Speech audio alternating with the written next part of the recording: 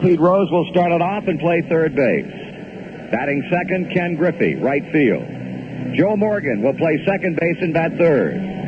Hitting fourth in left field, George Foster. Batting number 5, Danny Dreesen at first base.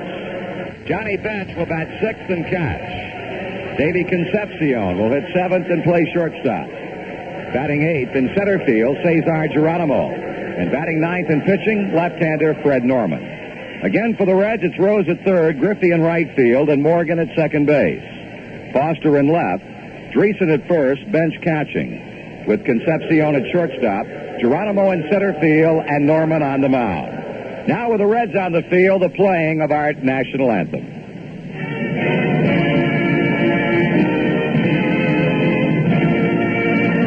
Oh, say, can you see by the dawn's early light what so proudly we held at the twilight's last gleaming, whose broad stripes and bright stars through the perilous fight, all the ramparts we watched were so gallantly streaming, and the rocket's red glare, the bomb bursting in air, gave proof through the night that our flag was still there.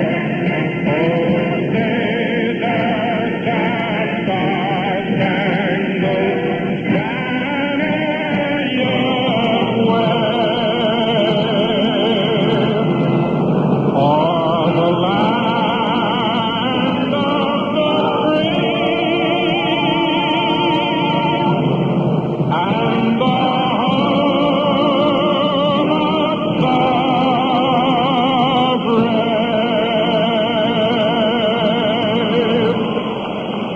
This broadcast is authorized under broadcasting rights granted by Cincinnati Reds Incorporated solely for the entertainment of our listening audience.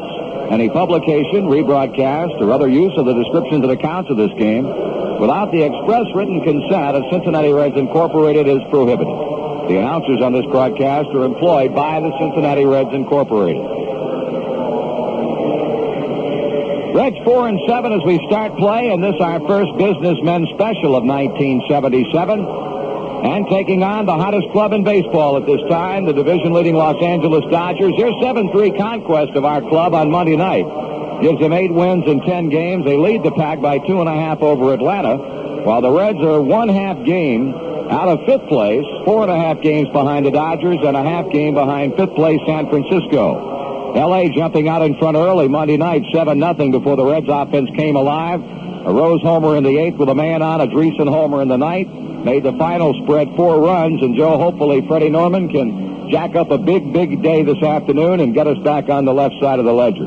Oh, Marty, it's always nice to play a businessman special. A lot of the folks getting away from the old office and relaxing, a good ball game, and we certainly agree with you that Freddie can have a good ball game, and he's had some good ball games against the Dodgers over the past year. Boy, I tell you, you can't be the 2-0 mark and shutting them out 2 complete games last year. So Freddie's very capable of pitching us a good ball game, and hopefully the Reds can get some runs off Don Sutton. We have in the past 15-17 lifetime record against Cincinnati, so we have caused Don a lot of problems over the years. Well, maybe we can pack up 3 or 4 in the first inning and go on from there. Freddie coming back after suffering muscle spasms in his last outing at San Diego last weekend that forced him out of the game very early. Has a no record and a .563 earned run average in 2 starts. Has given up 11 hits and 5 runs in 8 1/3 innings with 10 strikeouts and 5 walks. He's walked off the back slope of the mound as he goes to the rosin bag. Davey Lopes will lead things off for Los Angeles. Veteran second baseman hitting .317. No homers, has an RBI. In the opener here on Monday night, Lopes had 2 hits and 5 times up. Norman with a look into bench. The pitch to the plate taken for a strike, and this game is underway. Davey Lopes, Billy Russell, Reggie Smith is how the Dodgers will line up here in the first inning. The 0-1 pitch is cut on, hit to left field, going back Foster, looking up, and Davy Lopes has opened this game with a leadoff home run. First homer of the year for Lopes. It comes on the second pitch of the game as he takes Norman straight away to left field to give the Dodgers a very quick 1-0 advantage. Well, it looked like a curveball, and it looked like also Lopes was out in front of just a bit, but still Davy, a strong young man, and got it on the meat part of the bat and went out quite easily. He doesn't hit too many home runs in the course of a season, but this one comes in the leadoff spot in the ball game and brings up shortstop Bill Russell. Down and outside a ball. Russell checking in at .298 has knocked in 6 runs. Outfield will play him straight away for Cincinnati. That's low. 2 balls and no strikes. Danny Dreesen, Joe Morgan, Dave Concepcion, and Pete Rose make up the Cincinnati infield. Foster in left, Geronimo in center, and Griffey in right. Pitch is swung on, hit hard to center, but there's Geronimo, and Russell becomes the first out of the ball game. 1 out for right fielder Reggie Smith. It seems as if every time he gets a base hit here in the early part of the season, it's either a home run or a double or whatever. Don't know the exact percentages in those leaders in slugging percentage, but you have to feel that Reggie Smith is right up there. Marty, it's quite strange that this is the first time this year that Reggie Smith has batted right-handed. That it is. Against a left-hander Norman, he checks his swing, and that's a strike. To give you an idea, Smith has had 15 hits. 8 of those 15 have gone for doubles. 3 have been home runs. So 11 out of his 15 hits have been for extra bases. Batting .395 with 13 RBIs. He bunts third base side. The ball will roll foul.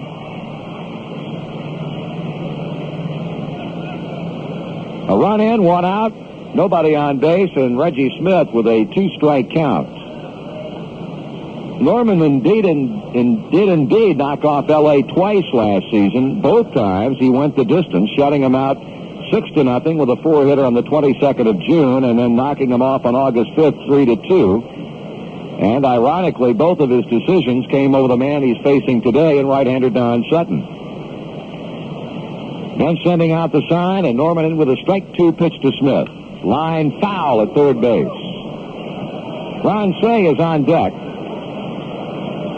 Lifetime, Freddie with a losing record against the Dodgers. He's beaten them 6 times. He's tasted defeat 11. But, as we talk about so many times, career-wise at Riverfront, 33-10. That pitch is high and off the tip end of bench's mitt.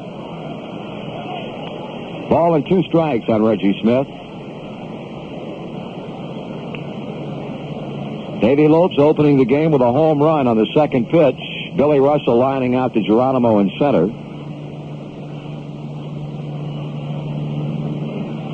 Smith in the 1-2 pitch again, swinging a foul ball to the screen.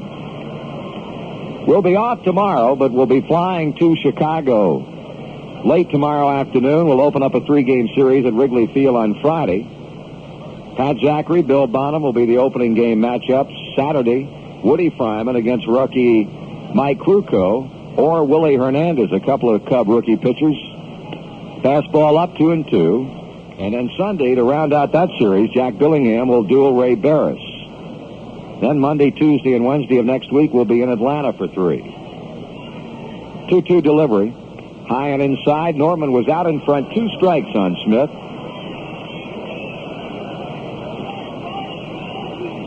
And now is 3 balls and 2 strikes on the Dodger right fielder. Payoff on the way. And strike 3 swinging. He got him with a pitch up. 2 down following Lopes' home run. Russell and Smith have been set aside, and here's third baseman Ron Say. Say hitting an even .400. He's crunched 2 homers. He has driven across 10 runs. He is one of 3 Dodgers who have knocked in 10 or more runs. Smith and Garvey each have driven in 13, and Say has knocked in 10. This has been a high-scoring ball club in their first 10 games. Ball to Say.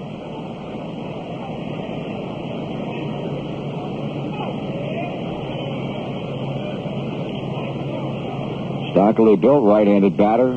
Looking at the pitch low, ball 2. Norman Say, nicknamed the Penguin.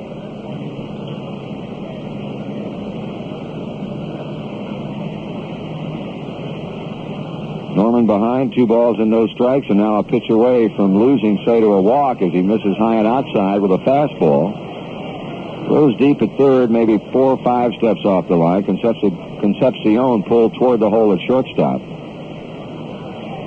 Norman needing a strike and cannot get it. High and inside with a fastball. Say gets a 2-out walk. That'll keep the Dodger first inning going for first baseman Steve Garvey.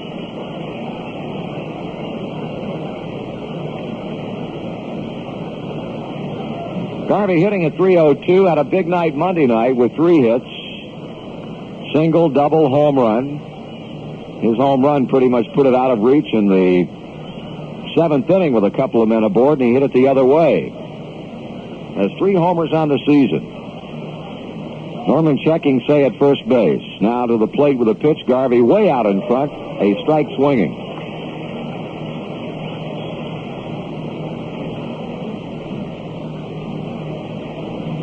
You pretty much have to play Steve Garvey honestly. That home run he hit to right field Monday night is an indication that he can go to all fields and go to all fields with good power. He hits a high fly ball back into shallow center field, left center field. Concepcion is under, and the red shortstop gloves it for the inning-ending out. 1 run, 1 hit, 1 left, and after a half inning, it's the Dodgers 1 and the Reds are coming to bed. If the warm weather has you considering remodeling your home, contact the professionals, Markham Aluminum Siding Company at 2730 Sullivan Avenue for all your remodeling needs. The Markhams are experts at adding aluminum siding, windows, patios, and awnings. When you deal with Markham, you deal directly with the owners. Oscar or Wes Markham will give you an estimate with no obligation. They take pride in doing the job right, using brand names like Alcoa, Reynolds, Alcan, and adding that famous DuPont Tedler finish. To top it off, Markham offers a 40-year prorated guarantee. All work is done by the Markham family and nothing is subcontracted. So write this number down, 276-0191. Out-of-towners call collect. Be sure to ask Markham about insulation under the siding. That number again, 276-0191. Let Markham come to your home and show you samples of styles and colors. Bank financing is available at a low interest rate of 6% on home improvement loans. Markham Aluminum Siding Company at 2730 Sullivan Avenue is ready to help you. We're in the bottom of the first inning, and the Dodger pitcher today, Donald Howard Sutton. 32 years old, from Clio, Alabama, been a mainstay for the Dodger pitching staff since 1968. And last year, for the first time in his illustrious Major League career, Don Sutton became a 20-game winner. He was 21-10 with a .306 earned run average, but you would never know it the way he pitched against Cincinnati. Sutton had 4 decisions. Against the Reds, all were losing ones.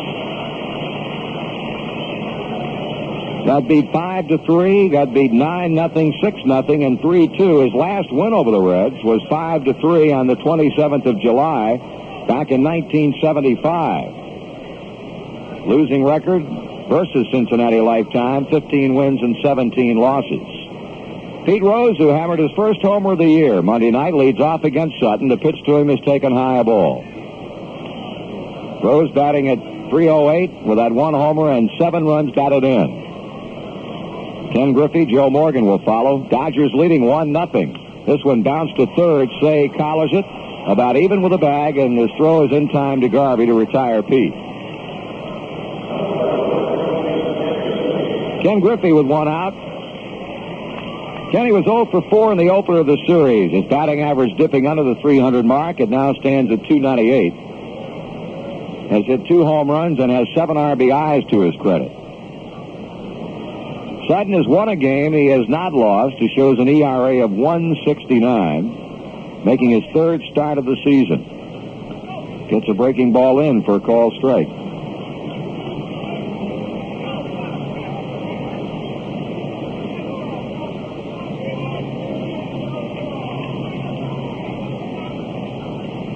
That one cut on and bounced foul off to the right of the plate. 0-2 on Ken Griffey. Don Sutton making his 390th start as a Dodger today, and the 405th game he's pitched in a LA uniform. Had quite some career, this man. In fact, he and Gaylord Perry of the Texas Rangers lead Major League active pitchers in shutouts with 44, while Sutton ranks second on the Dodger all-time list to Don Drysdale at 49. You have to feel like when he finally hangs him up, he's going to have that record by himself. 1 ball, 2 strikes on Ken Griffey. Sutton comes over the top, and Griffey bounces one to the right side. It's Garvey underhanding to Sutton. He's there to retire Griffey, and they're quickly 2 out. Follow the Cincinnati Reds at home and on the road on your official Reds radio network station in Lima, Ohio on WIMA, in Clinton and Knoxville, Tennessee on WISH, and in Jasper, Indiana on WITZ. 2 down, nothing going on. Ground balls off the bats of Rose and Griffey. That brings Morgan up. Joe leading the club in homers 3, RBIs 12. He's batting .297. High inside as Morgan backpedals quickly out of the batter's box. Dodger infield has Garvey first, Slope second, Russell short, Say at third. An outfield of Baker, Mundy, and Smith left, center, and right. Yeager behind the plate. And the Dodger infield has the overshift on Morgan. Swung way around toward right as Sutton falls behind at 2 balls and no strikes. Don not one to fool around between pitches. And he's ball 3 to Joe Morgan now, 3-0. And Morgan get on via the walk route or base hit or whatever. George Foster, the cleanup hitter, will be standing in. There's a call strike on the outside corner, and Joe did not appear to agree with the call by Frank Pulley a little bit. Sutton getting it over on the outside edge. Dutch Renner at first base, John Kibler at second, Nick Colosi at third. That's the 4 umpires calling it. Morgan with a hard grounder foul between the bag and the coaching box at first. Full count.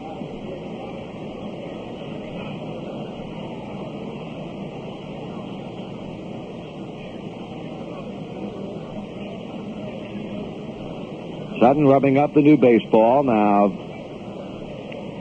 to the bill of the cap and checking in with catcher Steve Yeager. Still looking in. Morgan waiting patiently at the plate, and now Joe's going to step away from the plate. Sutton taking too much time between the foul ball and the payoff pitch, which is now on the way to the plate. Swung on and popped out of play.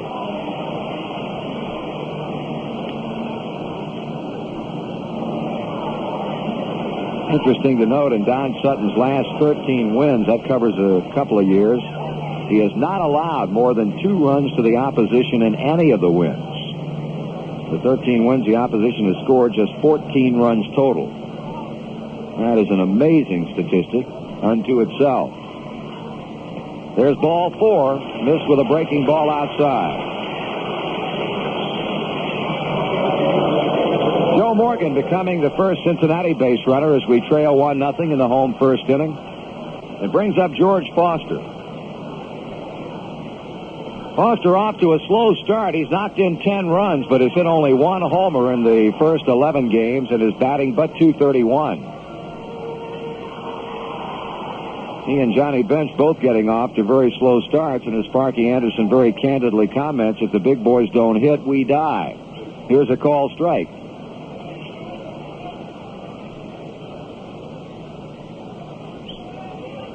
Outfield shading Foster around to left. They're deep. Morgan leading at first. The pitch high and inside. Count even to Foster. 1 ball, 1 strike. What a difference a year makes. Last year, through 10 games, the Dodgers had the exact reverse record, 2 wins and 8 losses, rather than 8 wins and 2 defeats. After 11 games last year, they were 3-8 in last place and trailing the Reds by 3.5 games. There goes Morgan. The pitch taken for a ball. Throw to second high, and Joe is in with a stolen base. Third steal in 4 tries this season for Joe Morgan.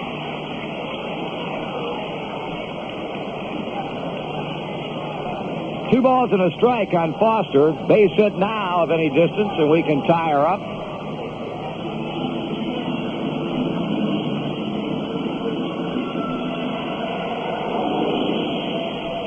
Sudden, a backward glance at second. Pitch to the plate. Swung on and grounded to shortstop. Billy Russell charges, plays, and throws him out, and the side retired. No runs, no hits, no errors. We leave one man on, and after one complete, the Dodgers won and the Reds nothing. No, different folks have different ways to spend their time, enjoy their days. Me, I like to fish. I really do. There's something good about a lazy creek. Helps me relax from a long, hard week, like my Red Fox chewing tobacco, the relaxin' chew. It's soft and moist and mild for sure. The flavor's fresh, the taste is pure. Red Fox is best. I like it. Yes, I do. So I keep me an extra pouch of Red Fox by my side in my tackle box. When it comes to tobacco, those Red Fox folks come through. Why don't you try Red Fox? Look for it in the white pouch with a picture of Old Red taking it easy. Red Fox chewing tobacco. Now it's better than ever. So if you like to relax, and I'll bet you do, treat yourself to a Red Fox chew. Because, mister, taking it easy never tasted so good. Red Fox. Reds down by a run on Davy Lopes' game-opening home run to left field. We're in the second inning. It'll be Mundy, Baker, and Yeager, 6, 7, and 8 in the Dodgers scheme of things against Fred Norman, who, after giving up that leadoff home run, got Russell on a line drive to center, struck out Smith swinging. A walk then came to Ron Say before Garvey popped the shortstop.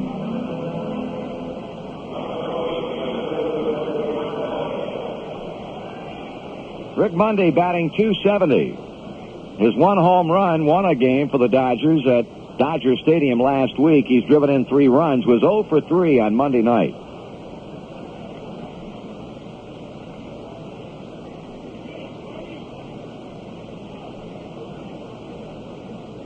Left-handed batting, Dodgers center fielder, and the pitch to Mundy is swung on and missed. Mundy on the cover of the most recent edition of the Sporting News with the American flag superimposed in the background. Of course, gained nationwide recognition last year while playing center field for the Chicago Cubs at Dodger Stadium. Strike 2 swinging for snatching an American flag away from a couple of demonstrators who hopped out of the stands at Dodger Stadium and tried to burn the flag on the field. Mundy behind, 2 strikes. He swings and fouls this one out of play.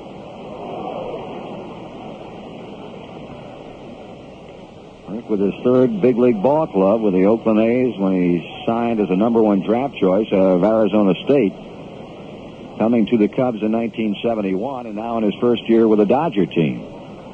Dodgers have been trying to get him a long, long time before they finally pulled it off this past January. Grounded to the mound. Norman backhands the ball, comes up throwing. There's Greason, and there's one away. Batter will be left fielder Dusty Baker.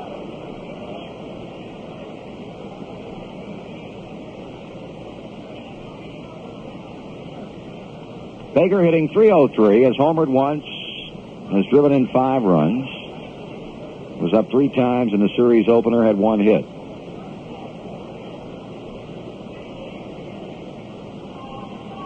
Ball to him. Baker, of course, was a Dodgers center fielder last year, but with the acquisition of Rick Mundy, Baker shifting over to left, and Tom Lasorda calls his outfield trio of Baker, Mundy, and Reggie Smith the best in baseball. Here's a high fly ball in the shallow right center field. Morgan backpedaling, but gives way to Griffey, and Kenny will play it. 2 out. I think that statement would be open to argument from various corners of the Major League Baseball scene. Without a doubt. And he also said that Mr. Yeager was the best defensive catcher in baseball. That's open to serious argument. That also is open to serious argument. Fine catcher. Fine catcher. As are Thurman Munson and Carlton Fisk. Excellent catcher. Youngster to Sundberg down at Texas. Ball one. But, need we say more? 1-0 to count on Steve Yeager with 2 out. He's swinging a hot bat, no question about that. 4-14. He grounds one to third. There's Pete. Plenty of time to get him at first, and he does. Norman setting the Dodgers down 1-2-3. No runs, no hits. They strand no one. We've played 1.5 innings of baseball. It is LA 1 and Cincinnati nothing. People say that money can't buy happiness, that everybody's gotta pay his dues. The children have to go to school and everybody's got to have shoes. Sometimes you need a little vacation or an extra room. Sometimes we need someone to turn to help us do the things we got to do. So-called capital, because we're here to see it through. Call us on the phone anytime you need a loan to help you do the things you want to do.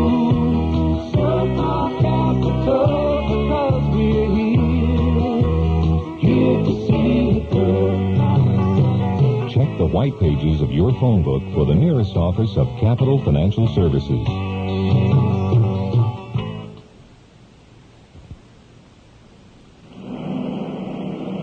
Today's game closes out this brief 2-game homestand for the Reds. We'll be at Chicago this weekend and Atlanta next week, and then they'll be back home a week from Friday night for the start of a big weekend series with the Cubs.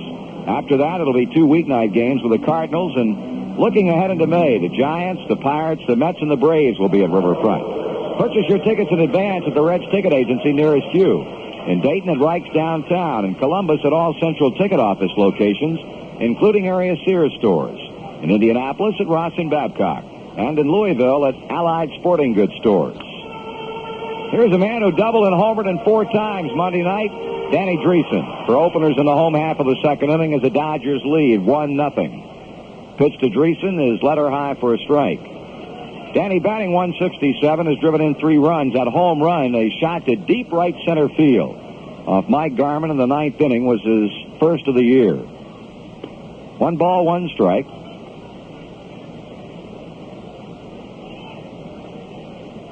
Sutton walking Morgan with 2 out in the first. Joe Stoll second, but then Foster into the thread with a ground ball to shortstop. 2-1 the count now.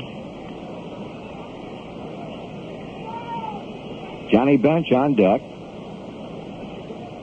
After Bench, it'll be shortstop Dave Concepcion. Dreesen swings and pops one into shallow left. Coming hard, Baker. Going back, Russell, and it'll be Billy Russell out from his shortstop spot to make the play.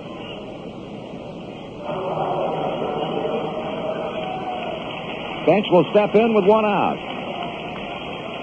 John hitting 188, has homered once, has knocked in 1 run.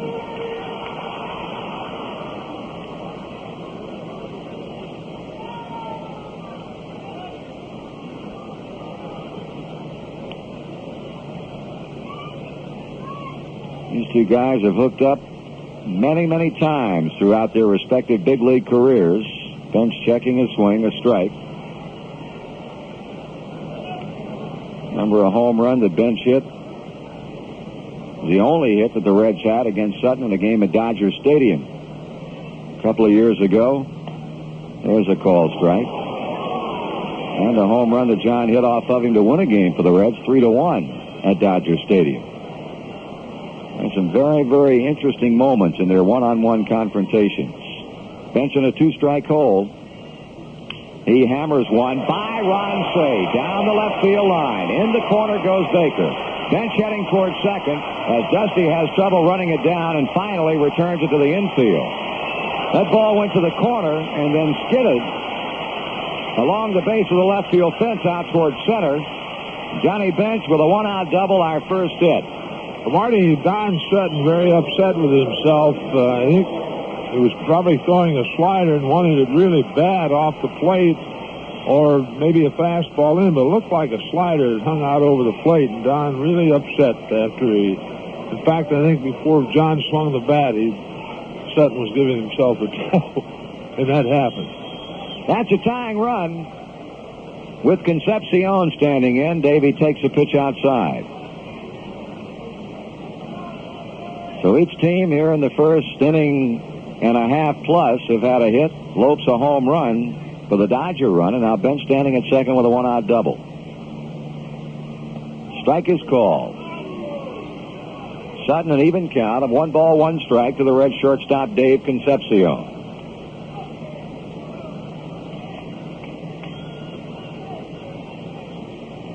Davey looking down to third base coach George Sugar as Dodger skipper Tom Lasorda watches from the L.A. dugout. Strike 2 call.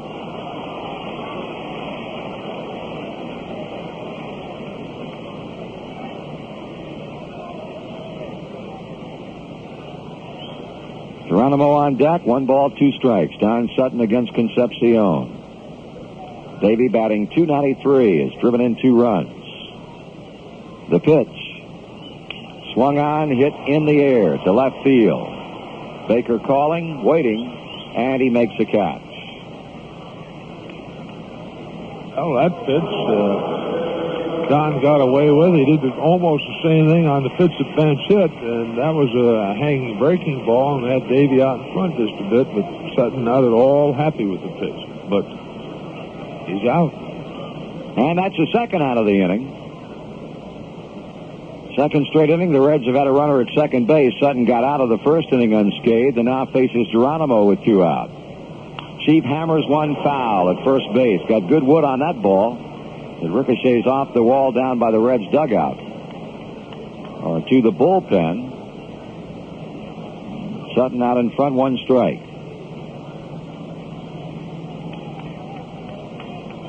I mentioned 20-game winner for the first time in his career last year, but on 2 different occasions prior to that, Don won 19, high and inside. 72, he was 19-9, and in 74, the year the Dodgers won the National League pennant, he was a 19-win, 9-loss pitcher. Smash, first base Garvey plays. He'll beat Geronimo to the bag, and the side retired. Cincinnati's second inning numbers: no runs, 1 hit. Bench left at second. We've completed 2 with the Dodgers out in front, 1-0.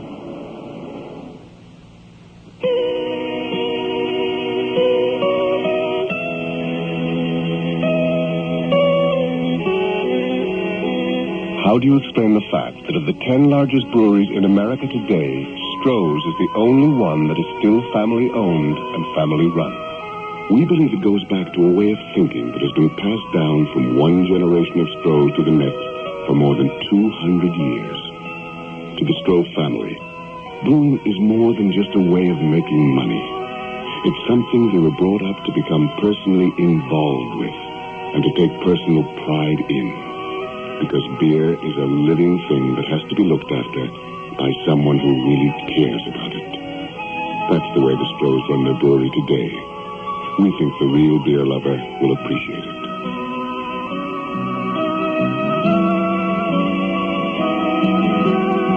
The Stroh Brewery Company, Detroit, Michigan. Family brewers for more than 200 years. We'll pause now for station identification on the Cincinnati Reds Baseball Network. This is WMNI-FM in Columbus, Ohio, where you can win the $3,000 all-electric car, the Quad 100 Little Red Machine. Keep listening for further details. It's now a minute past 1 o'clock and 78 degrees downtown. And waiting off to the left of the plate to lead things off for this Dodger ball club will be pitcher Don Sutton. Here to call third inning action for you, Joe Nuxall. All right, Marty. Sutton, Lopes, and Russell here in inning number 3. Sutton, a right-handed batter. Dodgers leading 1-0. The 1 run coming on a Davy Lopes home run, leading off the game. Norman has struck out 1, walked 1. He got Smith in the first inning on strikes and walked Say in the first. Retired to side in order in the second. Freddie winds and delivers. Sutton swings and pops it right side. Chasing it is Kenny Griffey, and about 10 feet in fair territory, he makes the play. A 1 pitch, 1 out here in the third. Dave Lopes to the plate. Lopes, his first home run of the year in the first inning, gave a .317 batting average, and for that one base hit, raises his average 16 points to .333. So you see early in the season how averages can really fluctuate. Outfield straight away. Norman delivers. Lopes swings, grounds it up the middle and into center field, a base hit. Hit number 2 for the Dodgers, and Lopes owns both of them. 2 pitches here in the inning by Norman, 1 and out, 1 a single. Stepping in is Bill Russell. Russell lined to Geronimo in center field in the first inning. Bill a .298 batting average. An idea, Russell went over 4 last night as his average dropped from .326. All right, Lopes at first, and he will go at any time. Pitch to Russell, swung on, bounced up the middle. Morgan has it, underhands to Concepcion. Greason, double play. Oh, 3 pitches, and the side retired. A quick inning for Freddie Norman. The 10th double play the Reds have turned in this year. In the inning, no runs, a hit, no errors, no one left on base. And at the middle of the 3rd, Los Angeles 1, Cincinnati nothing. We got together to do it better, and that's what we did.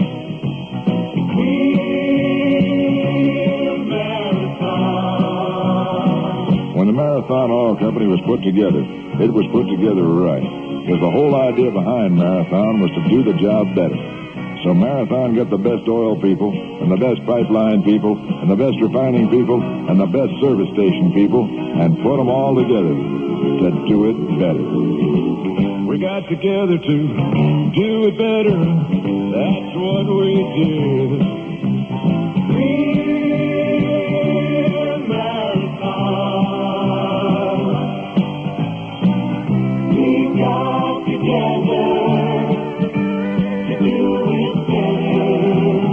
Real Marathon. Marathon Oil Company. We got together to do it better. And we did. For the Reds in the 3rd, Freddie Norman, Pete Rose, and Ken Griffey to face Don Sutton. Reds with 1 hit off Sutton. He has walked 1. The walk going to Morgan in the first inning, Joe Stealing second. Second inning, Johnny Bench doubled down the left field line on an 0-2 pitch. Freddie Norman steps in batting left-handed against Don Sutton. Sutton's 3rd start of the year delivers, and Norman takes high a ball.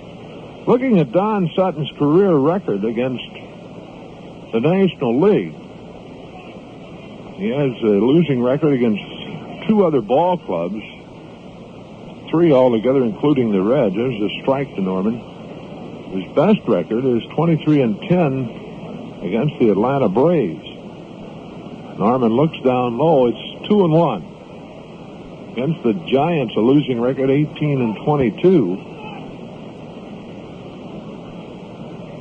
Of course, 15-17 against the Reds. 2-1 delivery. That's strike 2 called. Count evens 2-2. The Reds move on to Chicago tomorrow afternoon to open a 3-game series and a 6-game road trip. Sutton's 2-2 on the way. Norman swings and fouls out of play to the left side. Don Sutton, of course, been with the Dodgers, with the organization since 1965, started at Santa Barbara. He's been quite a competitor. Now 2 balls, 2 strikes. Sutton delivers. Norman swings and misses, and Don Sutton has his first strikeout. 1 away, and Pete Rose to the plate. Pete grounded Ron Say at third base in the first inning. Rose a .308 batting average, a home run, 7 RBIs, and 5 doubles. Pete's home run coming Monday night off Rick Rhoden.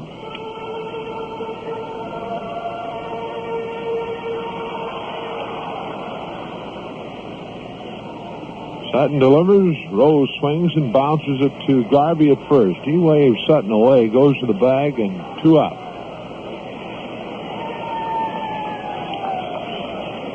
Oh, with 2 away, Kenny Griffey steps in. Griff bounced to Garvey at first base in the first inning. Garvey underhanding to Sutton to retire him.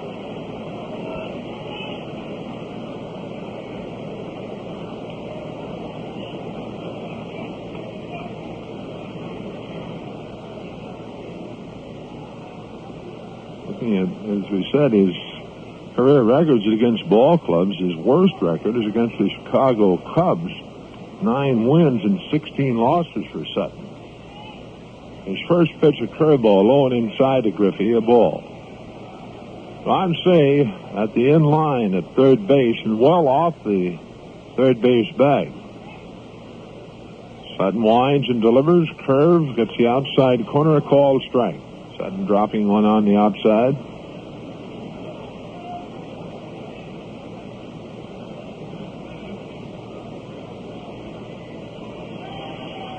A 1-1 to Griffey. That's a bunt attempt missed by Kenny as he tried to push one third base side. 1-2.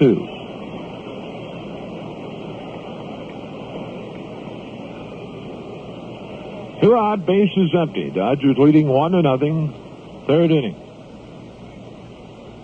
Don Sutton on the mound looking for his second win of the year. Delivers to Griffey, and Ken checks his swing on a breaking ball that's low and inside. Count evens 2 balls, 2 strikes. The Reds worked out yesterday, and there's a workout tomorrow at 11 o'clock here at Riverfront. 2-2 on the way. Swung on and bounced foul off the first baseline.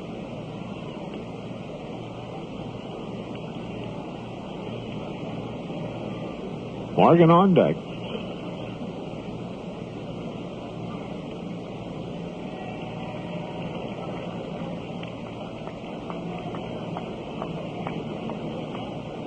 Sutton has the sign from Yeager and the 2-2.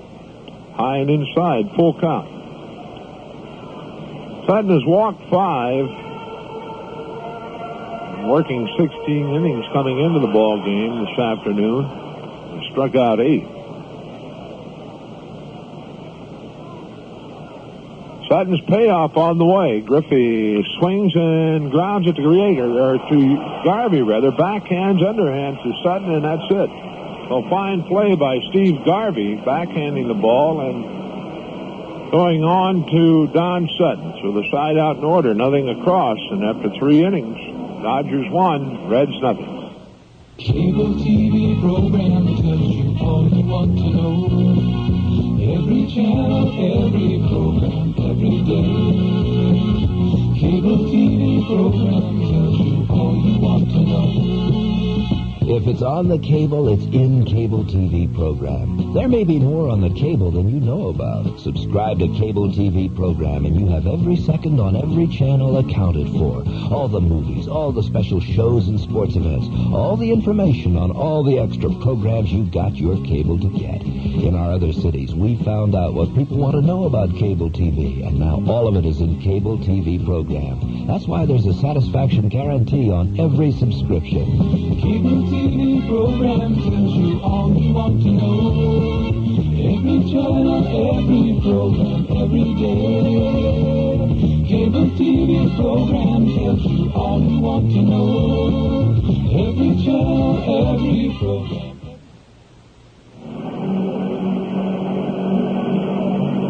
Three-inning totals show the Dodgers a run on 2 hits, no errors. The Reds no runs, a hit, no errors.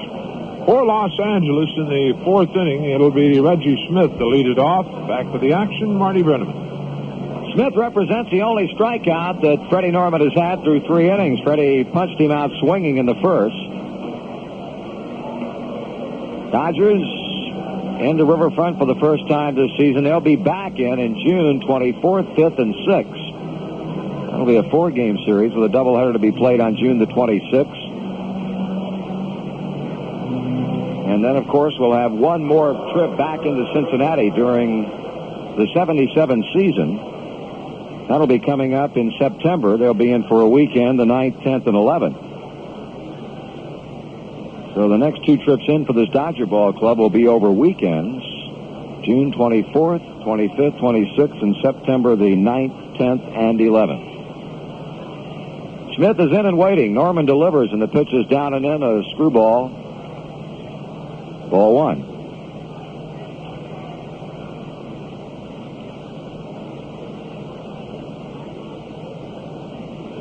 That one hammered to left center field, but Geronimo will get it.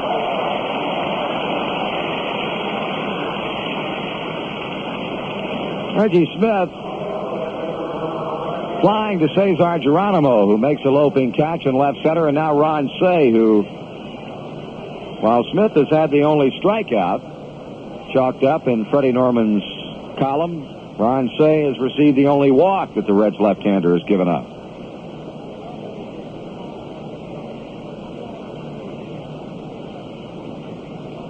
Ron batting .400, 1 for 4 on Monday night. The pitch to him is inside a ball.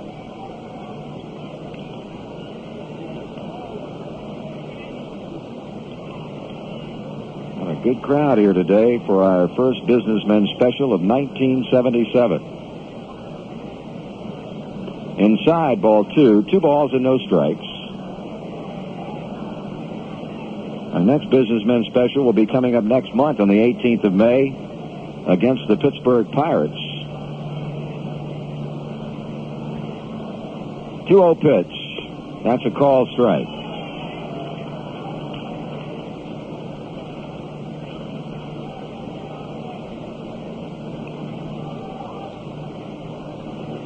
Norman, 2 balls, a strike on Cey. Garvey will follow. Ron swings, high pop outside of first. No play for either Bench or Dreesen. The ball dropping well back into the seat.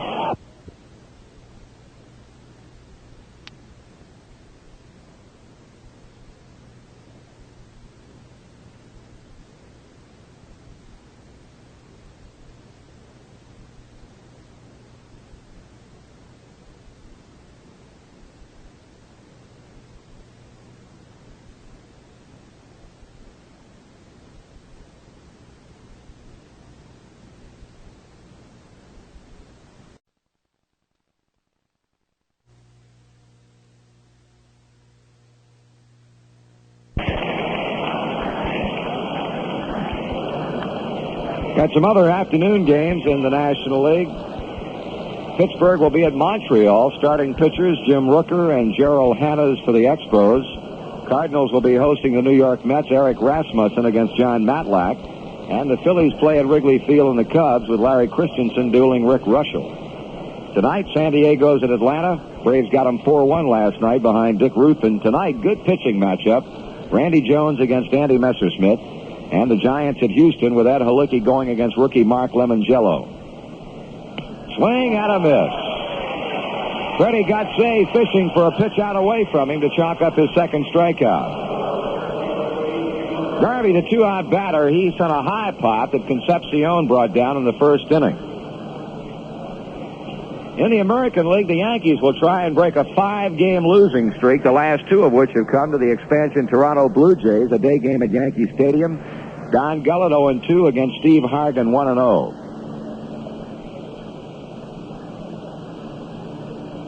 Norman with 2 out, delivers to Garvey, missing outside. Also Milwaukee at Oakland, that'll be a 4:30 beginning. Our time. Augustine for Milwaukee and Therese for Oakland, both with 2-0 records. Garvey takes a strike. Tonight in the American League, Cleveland at Baltimore, Wayne Garland against Tippy Martinez. Detroit at Boston, Vern Rule, Louis Tiant, Minnesota, Kansas City. Thormadsgaard against Splittorff. Chicago, California, Knapp versus Ryan. Texas, Seattle, Briles against Abbott. Garvey swinging and missing. Strike 2 with a ball, 1-2. Talking about that Yankee club, 5 straight losses, 2 wins, 8 losses in the basement of the Eastern Division. They say Billy Martin wrote his lineup down on separate scraps of paper earlier today, threw them in a hat and drew them out, and the way he pulled them out with the way they would be hitting against Toronto this afternoon. Foul back. So the Yankees' fiery manager, to bring out an often used cliche, trying drastic measures today to see if his club cannot snap its losing streak and get back on the winning ways.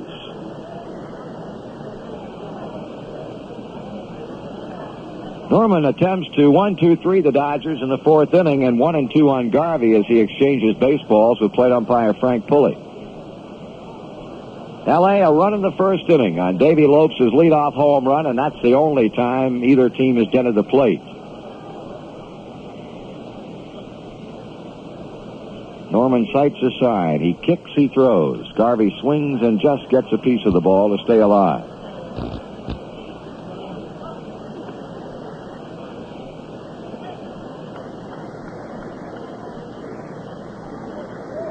Smith is fly to center. Shea has struck out. Garvey waiting on the 1-2 pitch again from Norman, and here it is. Strike three, swinging. Norman pitching impressively. He's made only that one mistake that came in the first inning. He's retired him in order, and after 3.5, L.A. 1 and Cincinnati nothing. Everyone out there who loves to dance, take some time to let your feelings show. With some dancing music from the folks in the store. You're gonna like it. You're gonna like it.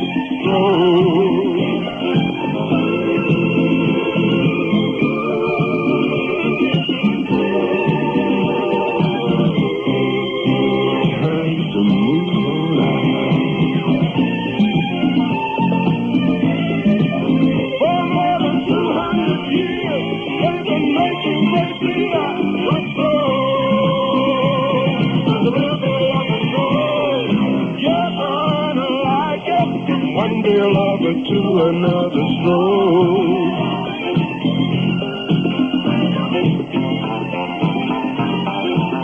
The Stroh Brewery Company, Detroit, Michigan, family brewers for more than 200 years. Some exciting special dates are on the Reds' home schedule in the weeks ahead, so circle these games on your calendar. Friday, April 29th, the Reds and the Cubs on college night with Pure Prairie League in concert before the game. Sunday, May 1st, Bat Day with Chicago. Friday, May 13th, it'll be the Giants and Teen Night. Saturday, March 15th, the Marching Band Festival. Sunday, June 5th, the Astros and Poster Day. And Sunday, June 12th, the Expos for a doubleheader and the Banner Day Parade between games. Make your plans now and purchase your tickets in advance. Joe Morgan pulls one to deep right field, but it's foul.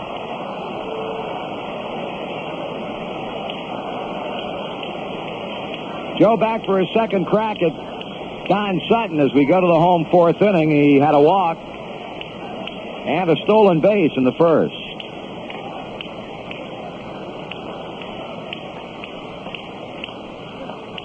High inside, 1 ball, 1 strike.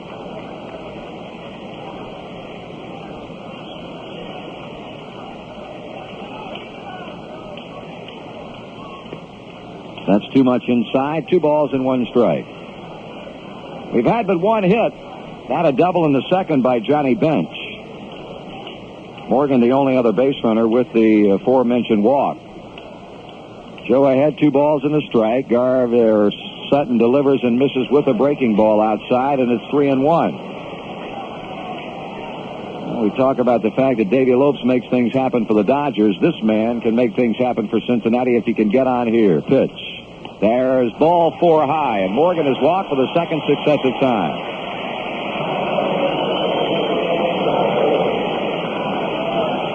He successfully stole off Sutton and Yeager in the first inning, and you have to feel that sometime in this fourth he's going to be off and running again. Foster bounced out to shortstop. In the first, he's 0 for 1. Swung on, a looper into shallow left center field. Russell going back. Baker coming in. It falls for a base hit. Here comes Morgan to third. Mundy throwing that way. Not in time, or is it? Yes, he's out. Heads-up play by Rick Mundy as that ball took the big bounce off the carpet among Russell, Baker, and Mundy. Morgan took the turn, tried to come to third, and Mundy guns him down with a strike to save. Foster moving on to second base. Give him a single, put him at second on the outplay at third.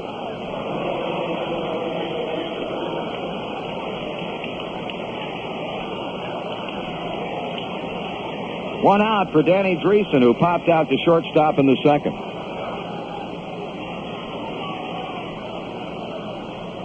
Ball is high.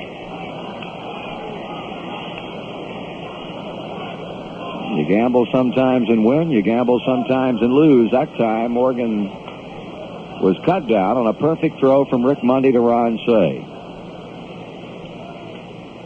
Dreesen takes it high and inside, and for the first time in the game, Don Sutton appears to be having a small problem locating the strike zone.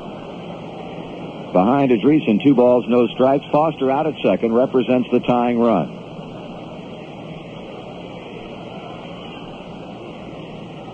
Danny swings at a slow curve. He was way out in front.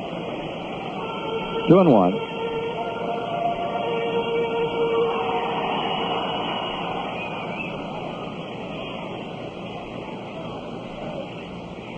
Sutton looking in.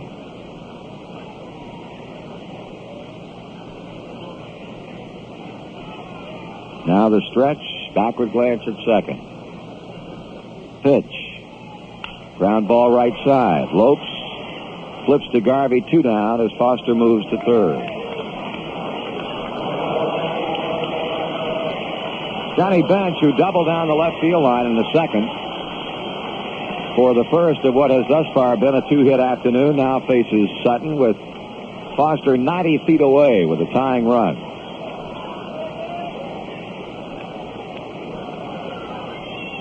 John jumping his batting average from 188 at game time to 212 with that second inning double. He got around on a breaking ball out away from him.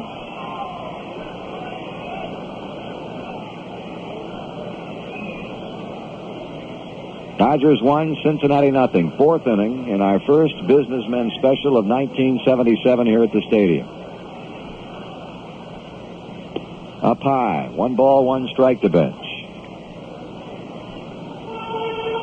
Billy Russell really plays John deep. In fact, behind the back white line at shortstop and in the hole.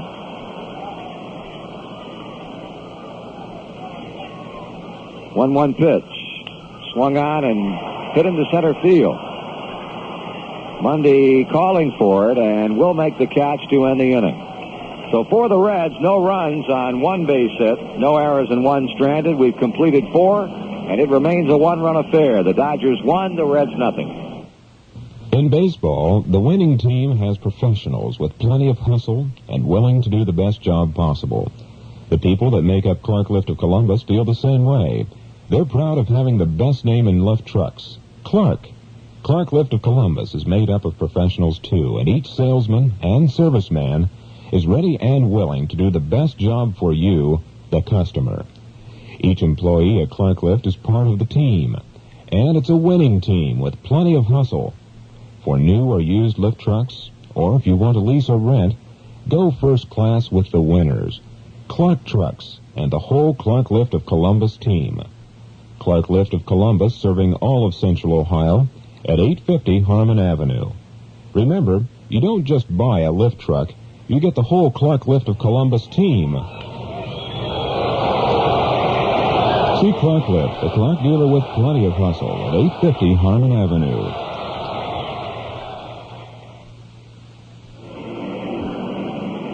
Well, what we have here today is a couple of pitchers, both with good stuff. And so far, it's a 1-0 game, Los Angeles, as we journey into inning number 5. The Dodgers have had 2 hits. The Reds have had 2 hits. They'll be sending up Mundy, Baker, and Yeager after Norman set them down in order for the second time in 4 innings in the 4th. Actually faced only 3 batters in the 3rd, giving up a 1-out single to Lopes, but getting Billy Russell to hit into a double play. And in the 4th inning, for outs 2 and 3, strikeouts of Ron Say and Steve Garvey, both swinging. National League Baseball schedules in Braille are available at no charge to blind baseball fans. For information, write the Library of Congress, Division for the Blind and Physically Handicapped in Washington, D.C.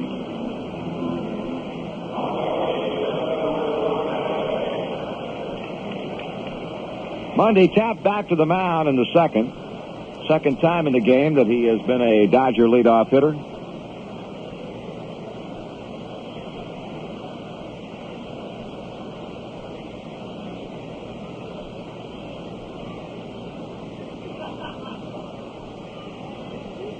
Mundy with a pitch coming to him. It's inside, ball one. I'd like to take the opportunity to send along our get well wishes today to a member of the Reds Board of Directors, Andy Hoppel. Sure you're listening today, Andy, and convalescing in Deaconess Hospital. We hope you're out and up and around, and see you out here at Riverfront Stadium very soon. Probably got his 9-iron up there. Practicing that Pitch, little pitch shot. Might as well stay occupied. Sure. 1-1 to count. Mundy waiting on Norman, pitching, swinging, foul ball again. Strike two.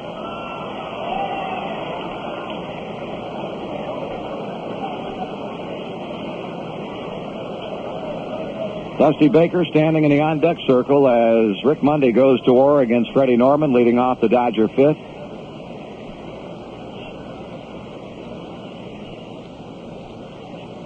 The left-hander sends in the pitch, and Mundy takes a fastball away. 2 balls and 2 strikes.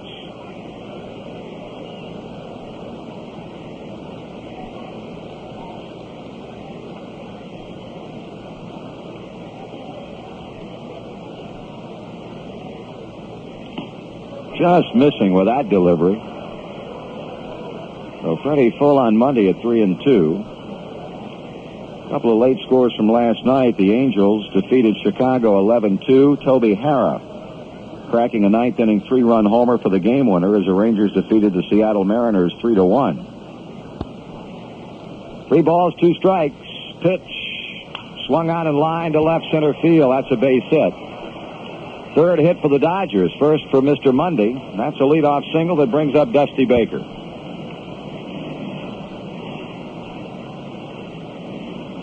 Baker, a fly ball to right his first time up. In that California win over Chicago, Frank Canada, considered by most to be the best left-hander in the American League, won his 3rd straight. And Joe Rudy with another big RBI night. He now has knocked in 19 runs to lead the major leagues in that department. The club picked by most of the experts to win the American League's Western Division, the California Angels, still under 500 baseball at 6-7 back of the division leaders Chicago and Oakland. Baker takes a strike.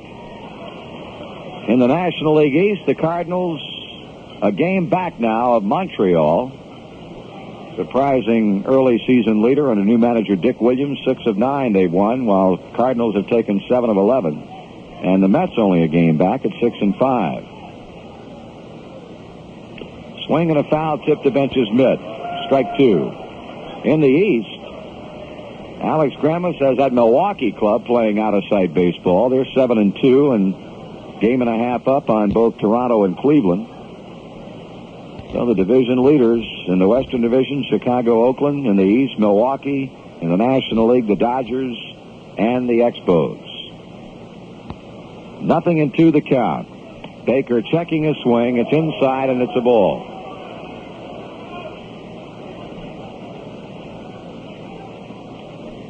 Dodgers a run up as we play in the 5th inning. Have Mundy at first, none out. Reds infield already having turned 1 double play today. Set that way here as Mundy takes a short lead against a holding Danny Dreesen. Baker strikes out swinging. Chalk up number 4 for Norman, who leads the Cincinnati Reds pitching staff in strikeouts. He came in with 10. He now has 14. And will be facing Steve Yeager, who bounced to third in the 2nd.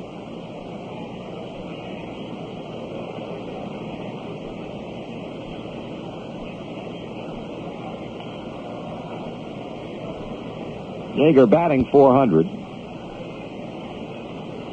Has homered once, has knocked in 8 runs, had a hit in 3 times up Monday night, and picked himself up a run-scoring single. Norman throws to first. Mundy is back.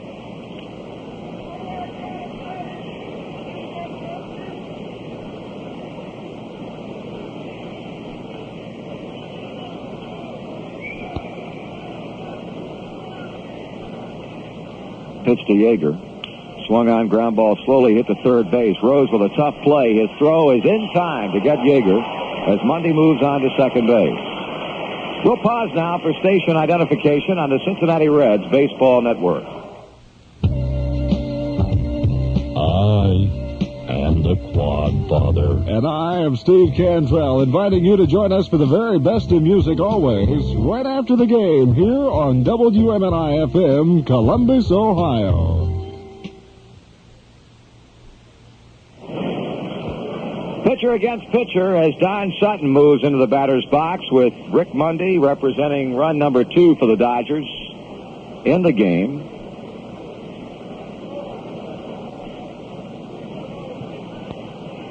Sutton takes a pitch in on him, a ball.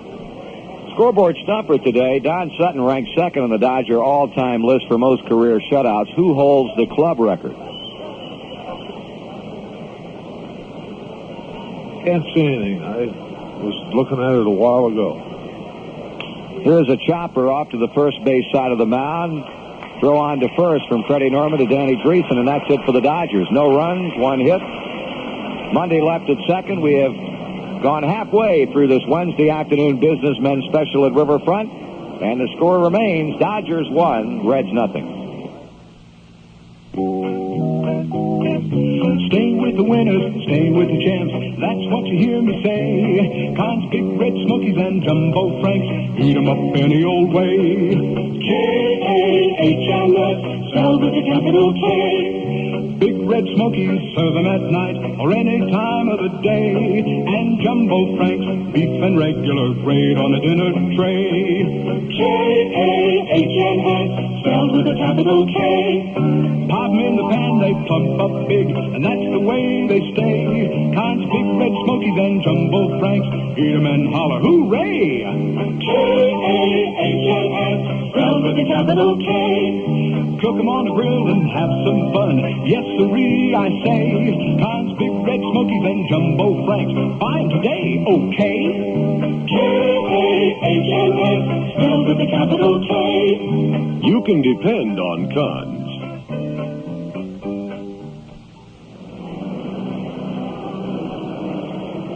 Answer to our scoreboard stumper today, the man who holds the all-time Dodgers shutout record. We actually mentioned it early in the broadcast in referring to the fact that Don Sutton was indeed second on the all-time list. Don has pitched 44 shutouts for the Dodgers. The record holder, Don Drysdale, who has thrown 49. Don, of course, now a broadcaster with the California Angels along with Dick Enberg. Bottom third of our batting order in the 5th inning. Davey Concepcion, who flied to left in the 2nd, then Geronimo, and then Norman.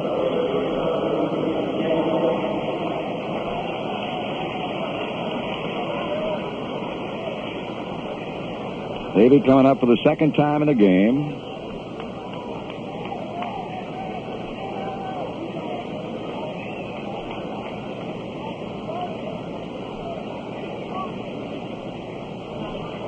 Sutton has so far pitched 4 innings of 2-hit shutout baseball. Davey shortens up on the bat as if to bunt, and it's strike one call to him.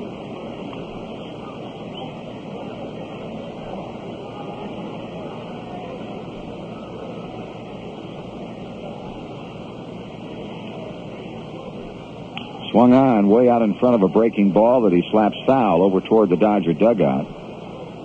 Davey hit Dodger pitching well last season, was 20 for 60, a .333 batting average with 7 RBIs.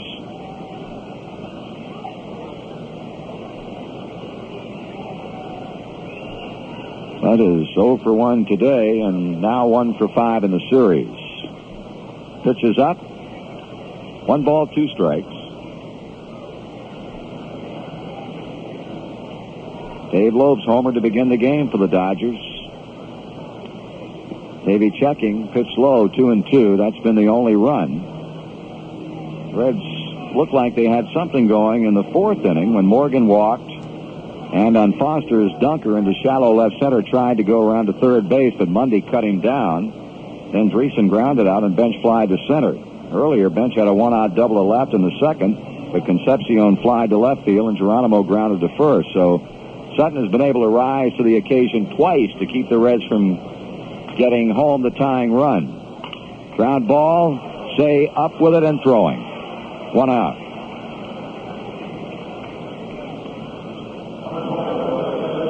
Geronimo, a bouncing ball to first in the second inning.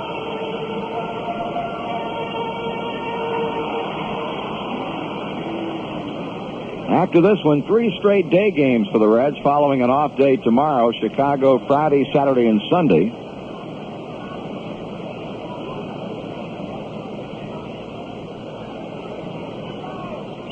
Geronimo hammers one down the right field line. That's going to be a foul ball. He hit it hard and deep, but it just went foul down past the Reds bullpen.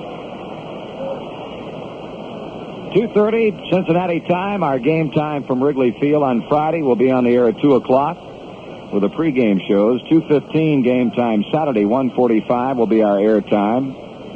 And it'll be the same on Sunday afternoon for the wrap-up. Monday, Tuesday, and Wednesday nights in Atlanta. We'll have an off day on Thursday the 28th. And then return home to take the Cubs on over a weekend series, followed by the Cardinals for 2. Swing and a miss. That'll get us through the month of April and into the early days of May. 1 out, 5th inning. Dodgers 1, Reds nothing. 2 strikes the count on Geronimo, and he bounces one slowly toward the right side. Cut off by Garvey. High throw off Sutton's glove. Geronimo will be a runner, and really that looked like a ball that should have been played by Davey Lopes. Marty, that's a ball that's really difficult for the first baseman to stay away from, and you have to go to get the ball, but you're right. Steve does not feel the ball and lets Lopes have it. Why, then it's an easy play. But they're going to give Geronimo a hit, and good call. Joe Manchin scored an infield hit for Geronimo.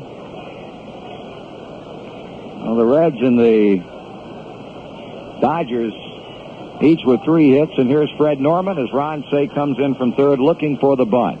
Norman squares, drops it out in front of the plate. Yeager will throw to second, and he dropped the ball. Billy Russell short-hopping Yeager's throw, could not come up with it cleanly, and all hands are safe.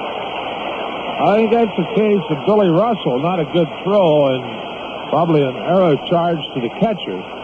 But it looked like Billy really was in a hurry to get the ball and get rid of it instead of just making sure the 1 out. And good break for the Reds. Hope we can do something with it. First and second, 1 down, a throwing error charge to Steve Yeager. So put Reds runners at first and second, Geronimo at second, Freddie Norman at first, and here is Pete Rose. Against Sutton on 2 different occasions today, has not gotten the ball out of the infield. Bouncing ball to third, ground out to first. That pitch is high for a ball, and the Reds are trying to stir something up in the 5th.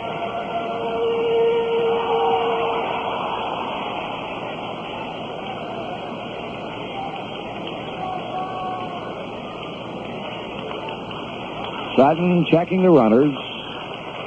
Delivers. Rose swings. Hits a smash to right field, but it's going to be caught by Reggie Smith right off the carpet. Smith coming up with a shoestring catch, and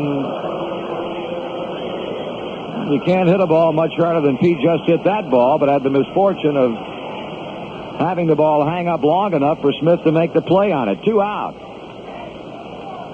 Kenny Griffey 0 for 2. Both times has been retired first baseman of the pitcher. In the third, the play, an especially fine one, turned in by Steve Garvey. So we need a 2-out base hit. Griffey swings and misses.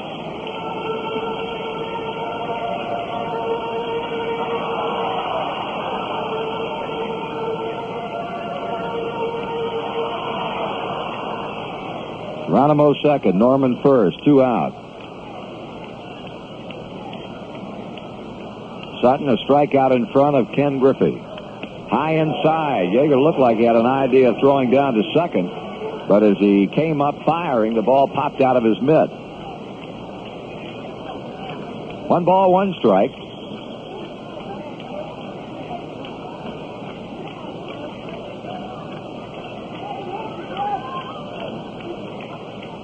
Kenny waving the bat around. Now he waits on Sutton's 1-1 pitch, and here it is. Swung on. High, deep drive. Hit to right field. Smith looking up. It is off the wall. In to score comes Geronimo. On to third goes Norman. Griffey with a double that just missed by no more than a foot or so of being a 3-run home run. The Reds have tied it at 1-1 on a double high off the fence in right center by Ken Griffey.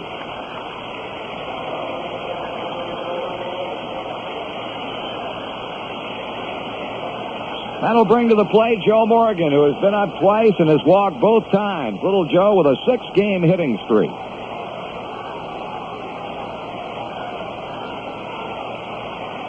Griffey picking up his 8th run batted in, and let's see if Morgan can keep it going. Strike is called.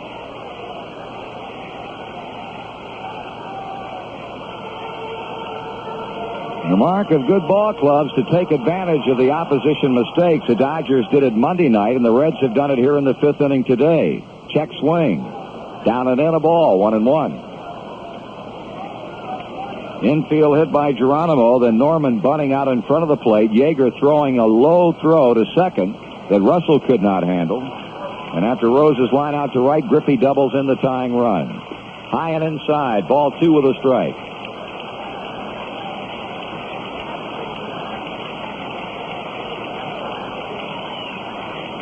The Reds have tied it and have 2 in scoring position. Norman third, Morgan second. 2 away. Here's a 2-1 pitch to Joe Morgan. Swung on and popped up. Who's going to play it? Garvey coming down the line from first, and Steve does. The Reds tie it up in the 5th inning. 1 run on 2 hits. There was a Dodger error, and we leave 2 on. So as we move to the 6th inning, it's the Reds 1 and the Dodgers 1. Stroh's presents a musical beer break.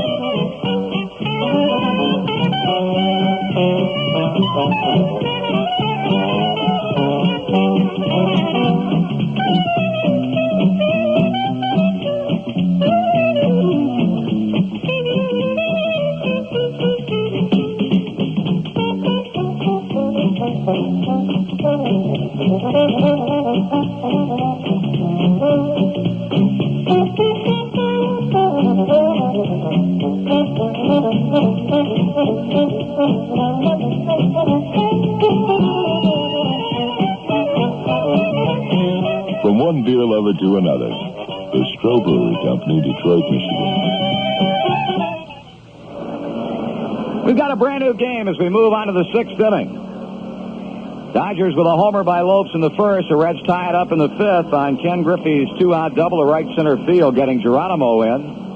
And now in the 6th inning, Norman will be contending with the top of the Dodger batting order. Davey Lopes, who has been a thorn in the side of the Cincinnati left-hander this afternoon. In addition to homering in the 1st inning on pitch number 2 of the game, he singled up the middle in the 3rd. And that means that Lopes has had 2 of the Dodger 3 hits in the game. Today, of course, is a businessmen's special here at Riverfront, and fans at the game are being kept up to date with the stock market quotations and business news on the message board. I'd like to pass along regards to Skip Smith and his co-workers at Payne Weber, who are supplying the scoreboard room with all the information. Flashing some of the stock market quotations up on the board, high in center field right now, as a matter of fact. Norman has struck out 4, has walked only 1 in addition to allowing the Dodgers 3 hits. The only other hit besides Lopes' 2-for-2 afternoon, Monday's leadoff single in the 5th. Dodgers, through 5 turns at the plate, have left 2 men on base. The Reds have stranded a total of 5. And here we go to the 6th inning as Davey Lopes carries that .349 batting average plateward. In the series, he's now had 4 hits and 7 times to the plate.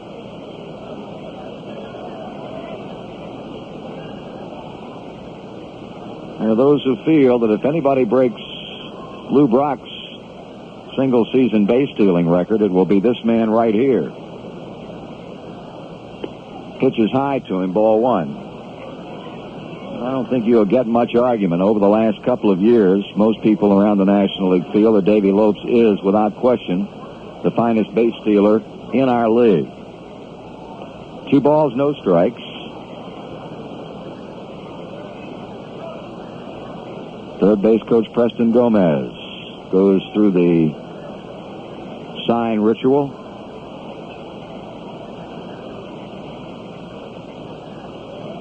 Norman, hands on hips.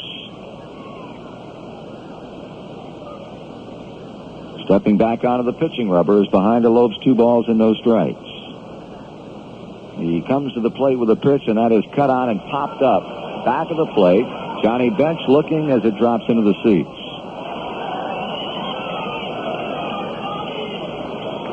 Two balls and 1 strike.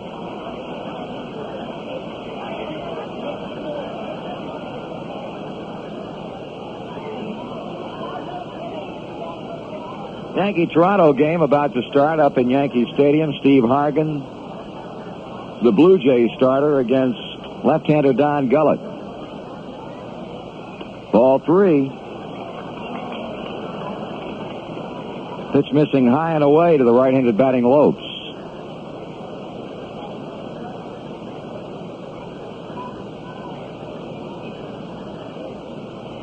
And he's on with a walk. So Davey Lopes, after base hitting Freddie Norman the first 2 times up, settles for a leadoff 6th inning walk to bring to the plate Bill Russell. Billy lined to center in the opening frame, hit into a 4-6-3 double play in the 3rd, and with that leadoff walk, Raleigh Eastwick gets up to begin throwing in the Cincinnati bullpen. Johnny Bench just now reaching the Riverfront Stadium mound to chat a moment with Norman.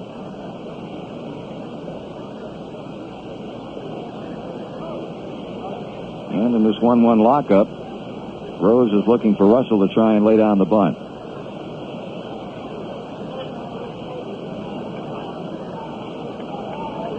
Billy hitting .286. 0 for 2 today and 0 for 7 in the 2-game set. Lopes 1 foot on the carpet, 1 on the sliding pit. Norman delivers. Russell takes high and outside. Freddie windmilling his left arm. Radically cut down his periods of inconsistency over the last year plus, but still it crops up from time to time. That is his ability to consistently throw strikes. And now a hurried throw on to Danny Dreesen drives Lopes back into the bag.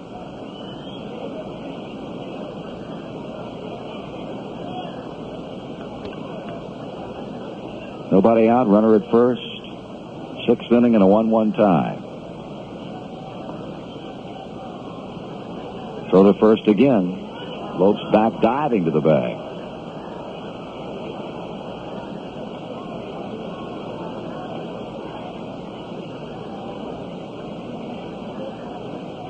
Norman slowing his pace down considerably now that he has lost Lopes to an inning opening walk.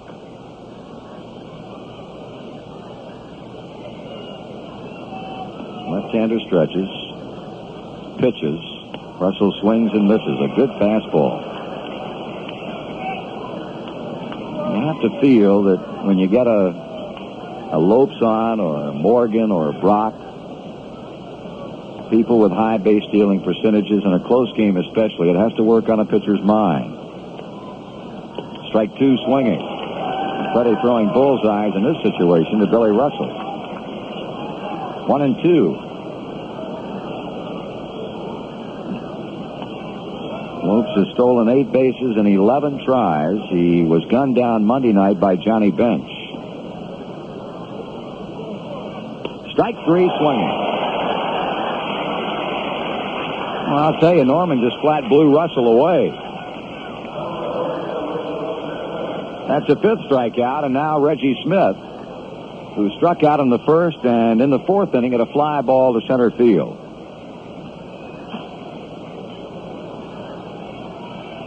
Surprising though it might be, as Joe Nuxhall pointed out earlier in this game, that today was the first time that Smith had batted against left-handed pitching.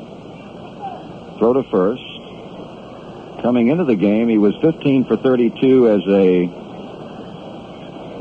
left-handed batter. He'd gone hitless against right-handed pitching. He's now 0 for 8. Was 0 for 6 coming into this game and is now 0 for 8 against left-handed pitchers.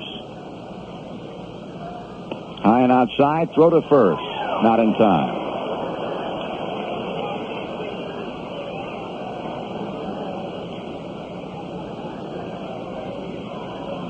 With one out, there is one on. A walk to Lopes, followed by a strikeout of Bill Russell.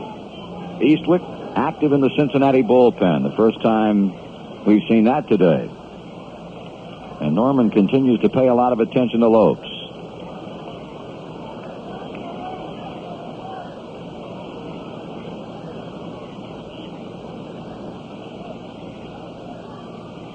He deals to first again and safe again. Lopes turns to the first base umpire, Dutch Rennert, and says something, and so too does first base coach Jim Gilliam. You have to feel it might have something to do about Norman's move to first.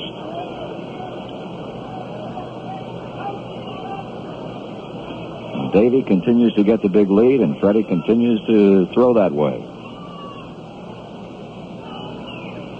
1-0 pitch. Foul back.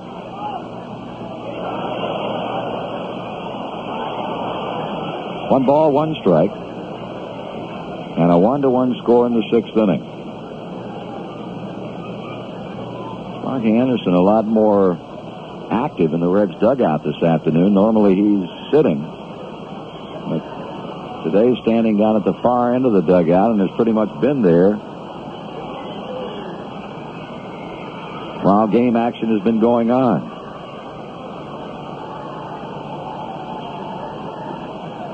Norman working carefully. The pitch to the plate.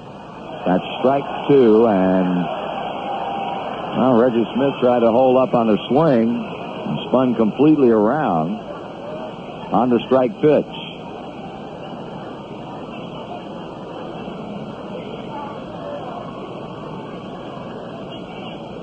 One ball and 2 strikes. Ron Say is the on-deck batter.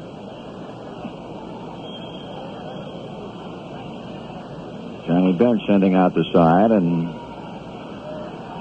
Norman with a pitch. High fastball, 2-2.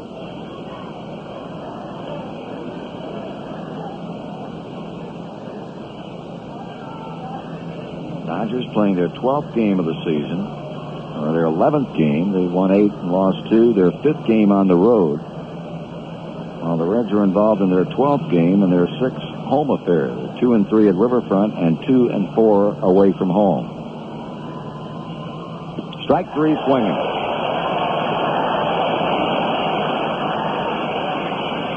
Norman pitching get tough baseball after walking Lopes for openers. He's fanned Russell and Smith back to back. A half dozen punch outs to his credit as he deals with Ron Say.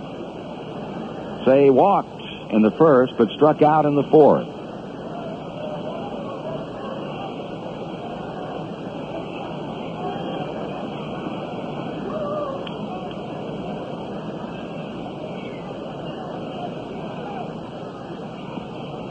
Call strike, and interesting as Freddie delivered to the plate, he had Lopes moving back toward the bag.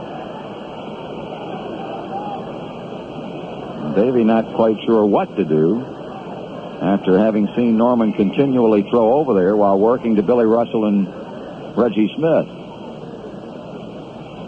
Missing outside, a ball and a strike. Freddie, at one time a member of the Dodger team, in 1970 appeared in 30 games as a relief pitcher, posting a 2-0 record with a .522 earned run average. Then went over to the Cardinals also for a part of the 70 season and for a part of the 71 campaign. Away, ball 2, 2-1. Pitched with the Tulsa Farm Club of the Cardinals in the 71 season for 9 games, then went to San Diego in 71. Was with the Padres the entire 72 season, and then came to Cincinnati midway of the 73 season, and has been with the Reds for 3 full seasons prior to this one. He works to first.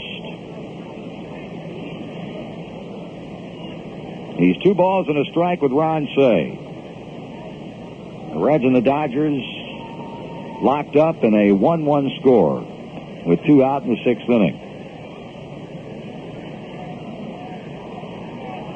Cey steps away as Norman nods his head in acknowledgement of bench's sign.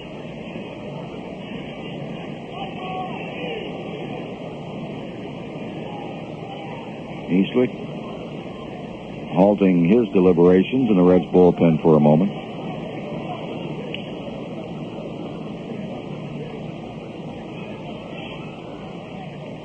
Two and 1 pitch coming.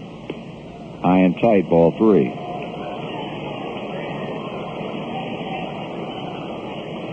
And a bear down against this Dodger club. They don't have any easy outs in that lineup, or certainly haven't in the first 10 games of the season.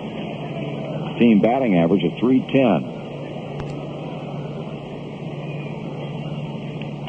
Throw on to first. Might see Lopes running on this pitch.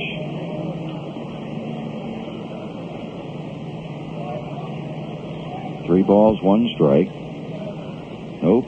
And that one cut on and hit deep to right center field. That ball is going to be out of here for a home run. Ron Cey taking one out to deep right center field.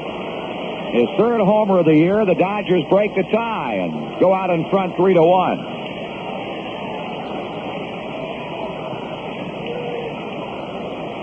All 3 Dodger scores have come on long balls. Lopes in the first, and now a 2-run, 2-out blast in the 6th inning by Cey. Artie, Freddie is throwing a fastball away from Ron, but I'll tell you this, that ball is really tight. You hit a ball like that out that way, you have to have some power, and he's just drove it out there. Cey ups his RBI total to 12 on his 3rd home run. Here's Steve Garvey. Swings in a foul ball. Garvey has been shut out. He's popped to short and struck out swinging. It looked like Freddie might well get out of the inning after walking Lopes, then striking out Russell and Smith, but Cey takes him downtown. And the Dodgers jump out in front for the 2nd time today, this time by a pair of runs.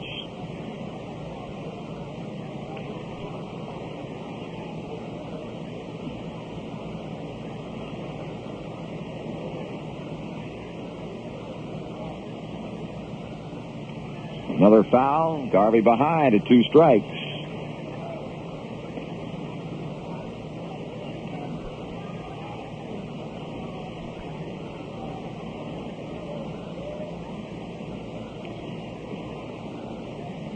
This goes to show you what the value of being able to hit with power can do to a ball club on games such as this, when the pitcher's giving up relatively few hits. Bouncing ball to the mound as Norman got in on Garvey pretty well, and Freddie flips on to Dreesen to retire Steve and end the inning. But L.A. gets the 2 tiebreakers on 1 hit, the Cey homer, and through 5.5, it's now the Dodgers 3 and the Reds 1.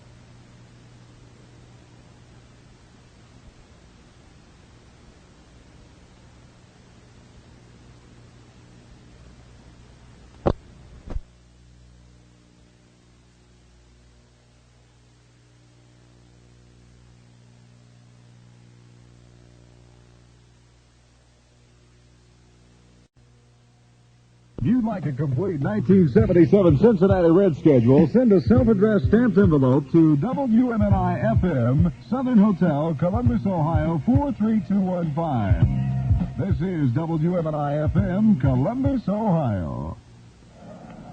Well, we got to get it going again. Ron Say homers in the upper half of the sixth inning, and the Dodgers now lead by 2.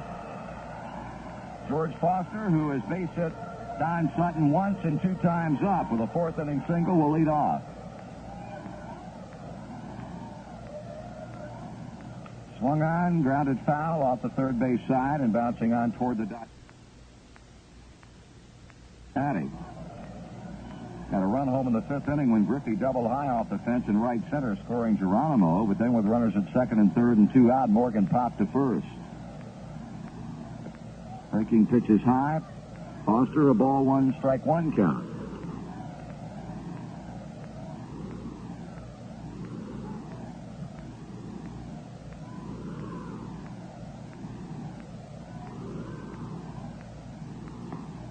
Ball 2, 2-1.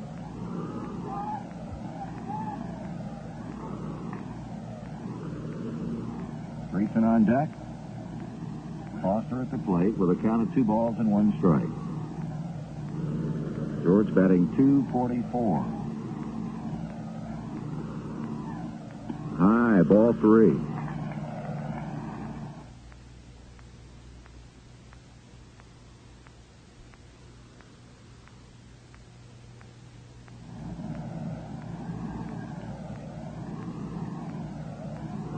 Season has certainly started differently from this man. When you compare with last year, he came out of the gate absolutely smoking. In fact, carried the Reds in terms of home runs and runs batted in for the first 2.5 months of the season last year. He's on with a walk.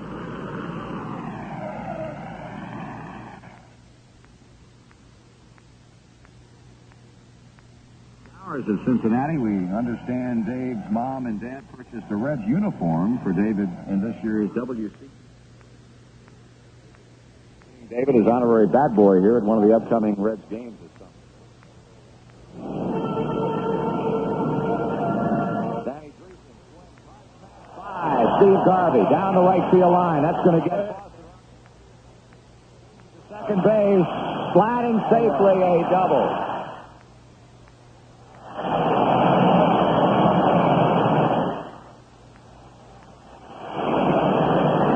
Greason hung out a rocket by Steve Garvey and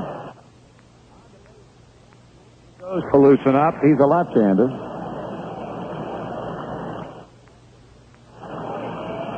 Two balls, no strikes, and Yeager really battling the pitches of Sutton. The first 2, at least, at bench have been very low. Foster third, he walked. Greason second, he doubled. The Reds have 5 hits. Sutton needing a strike, sends it in, and Bench takes it high, ball 3.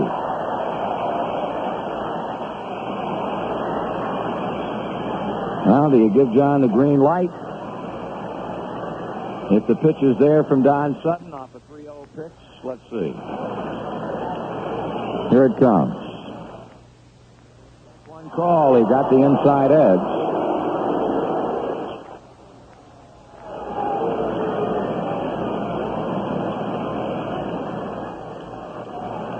And Dave Concepcion will follow. And now the 3-1 delivery to Johnny Bench. He fouls this one off the end of the bat.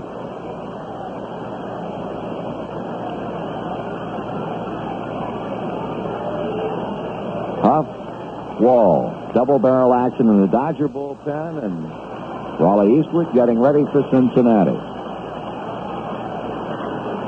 3-2, Sutton against Bench. Don studies his sign. Now steps back off the pitching rubber and will start all over again.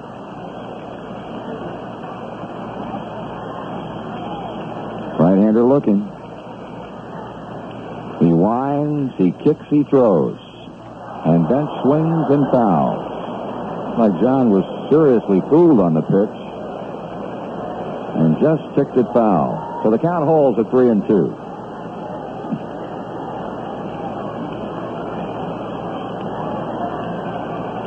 Dodgers with a 2-run lead, and Sutton battling in the 6th inning to try and keep it intact, but in serious trouble.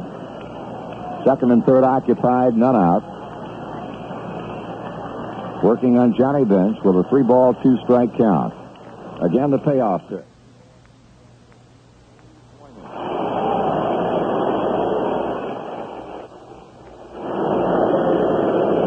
Sutton picks up their second opportune time. That's a pretty good job of pitching after being behind 3-0. And now immediately Sutton, Steve Yeager was also out there. The batter will be Dave Concepcion.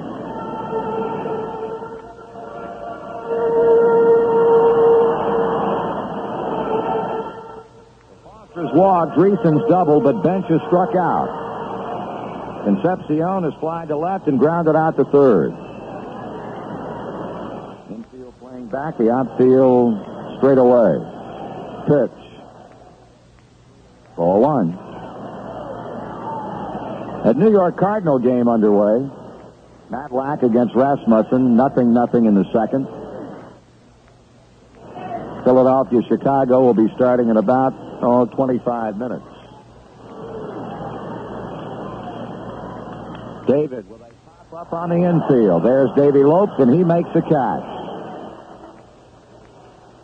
So Bench and Concepcion have not been able to do anything for runners across. And with 2 out, Cesar Geronimo will step to the plate.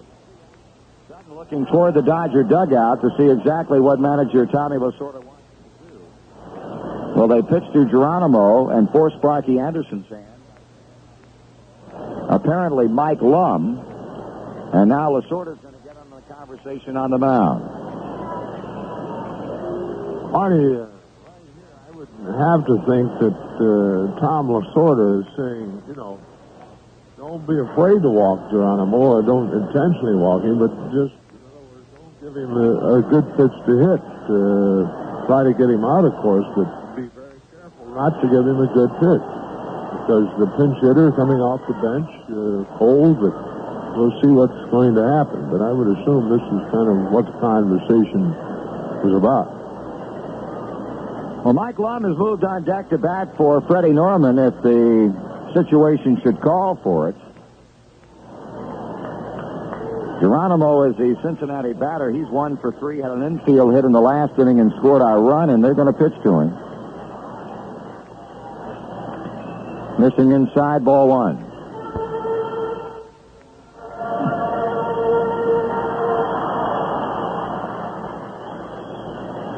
Geronimo hitting .231 has knocked in 4 runs. He hammers one hard but foul. Ricocheting on down to the Cincinnati bullpen, picked up by Raleigh Eastwood. Ball and 1 strike. We had him at 2nd and 3rd with nobody out. They're still at 2nd and 3rd, and now there are 2 out.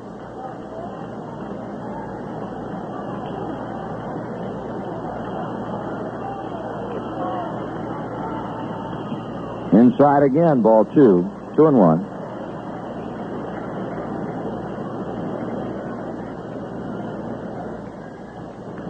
The Reds have had the opportunities, but with the exception of the 5th inning, have really not been able to cash in against Don Sutton. 2-1 on Cesar Geronimo. There's a breaking pitch for a call strike. 2-2.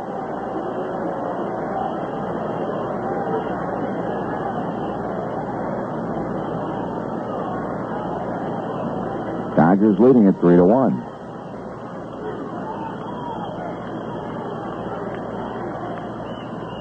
Sutton's 2-2 pitch. Swung on and popped along the left field line. Dusty Baker running hard, and he'll make the catch in fair territory to end the inning. So the Reds could not cash in. No runs, 1 hit.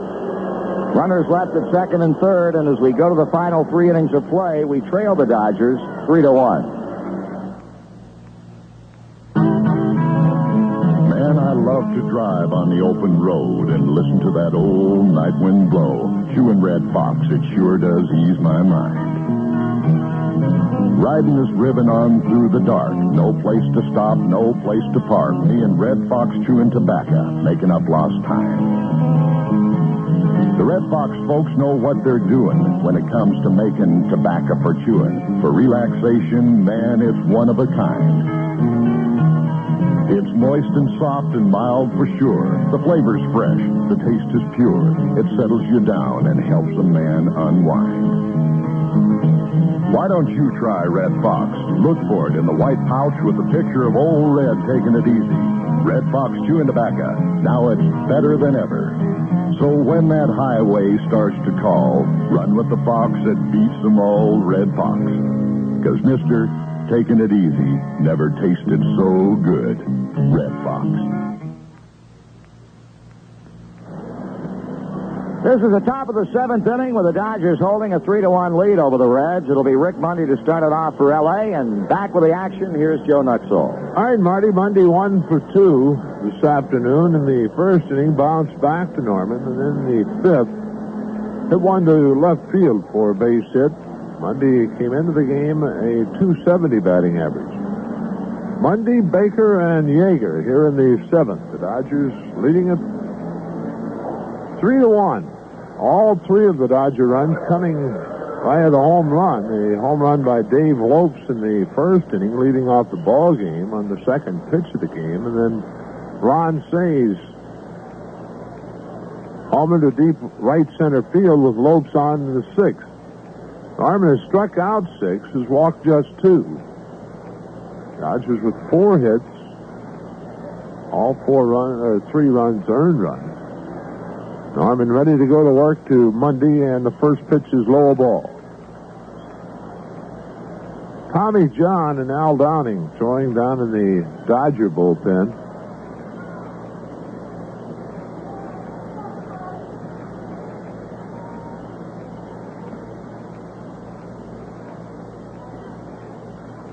Norman back to the plate. Swung on and missed a high fastball. 1-1.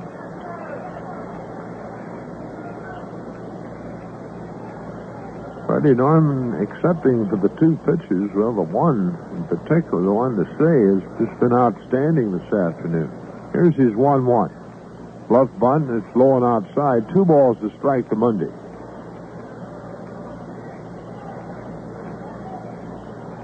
On Say hitting a fastball up and away for his home run, and Dave Lopes a curveball that pulled over the left field fence. 2-1 delivery up high. 3 balls to strike to Mundy.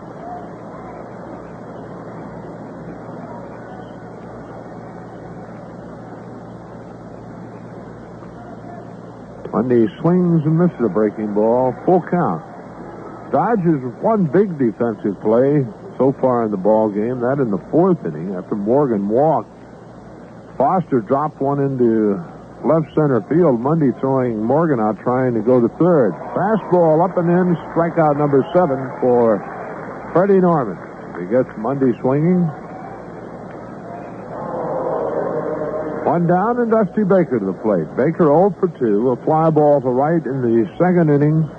He went down swinging in the 5th.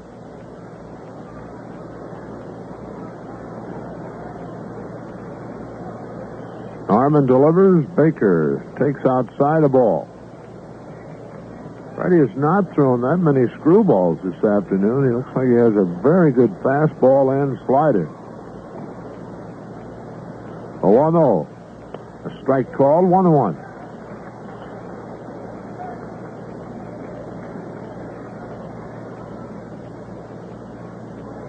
Norman checking with bench, has his sign, and his 1-1 delivery.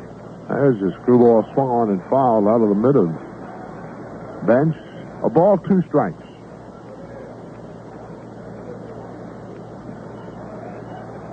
Good crowd this afternoon. A lot of senior citizens groups with us. 1-2 to Dusty Baker. 1 out. Bases empty. Dodgers leading it 3-1. Norman delivers. Screwball is swung on and popped up. Shallow left, going out Concepcion. Davey, plenty of time. He has it 2 away.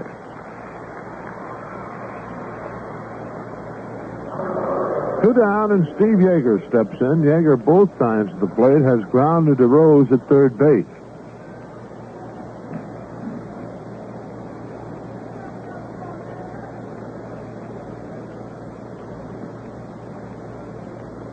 The Reds have not led in the ball game. Pitch is low and inside to Yeager, a ball. The Dodgers scoring that run in the first. The Reds tying in the fifth, an unearned run. And the Dodgers going back on top in the sixth inning with 2. 1-0. Yeager checks his swing as high and inside. 2-0.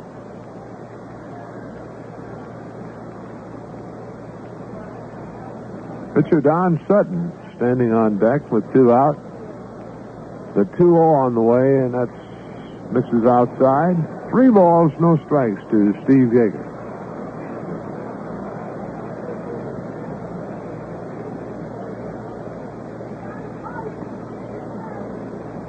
Norman has his sign. And the pitch. A strike call. Nope, make it low. And Freddie Norman has issued his 3rd walk of the ball game. So with 2 out, Yeager moves on to first base, and Don Sutton, the pitcher, steps in. Sutton 0 for 2, a fly ball to right, and a tap back to the mound in his 2 times up. Yeager at first base. Lopes moves on deck. Norman sets and delivers. Sutton takes it high and outside a ball.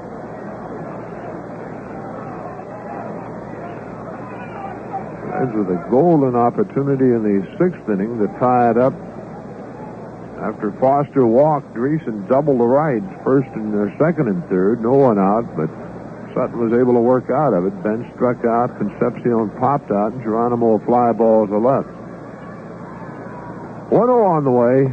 That's ball 2. 2 balls, no strikes to Don Sutton as he looks to Preston Gomez, the 3rd base coach of the Dodgers. And we would imagine Sutton would be taken, but we'll see. A pitch. And he does take a strike through the heart of the plate. 2-1.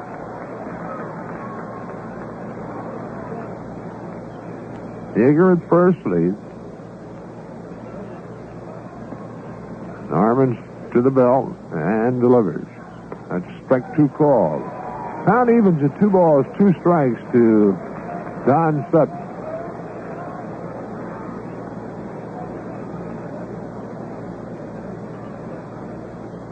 Ready. And the pitch.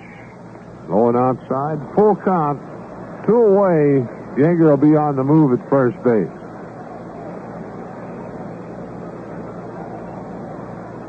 Looking to the Reds' 7th inning, it'll be Norman to lead it off, but we would imagine Mike Lum or Champ Summers would hit for him. All right, the payoff on the way. That swung on in line to right field, chasing a Griffey, and it's going to be a foul ball.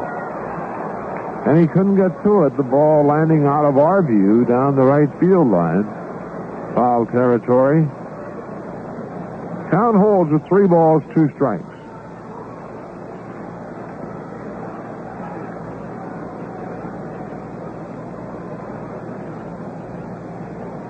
The Reds have out-hit the Dodgers 5-4. But the Dodgers lead it 3-1.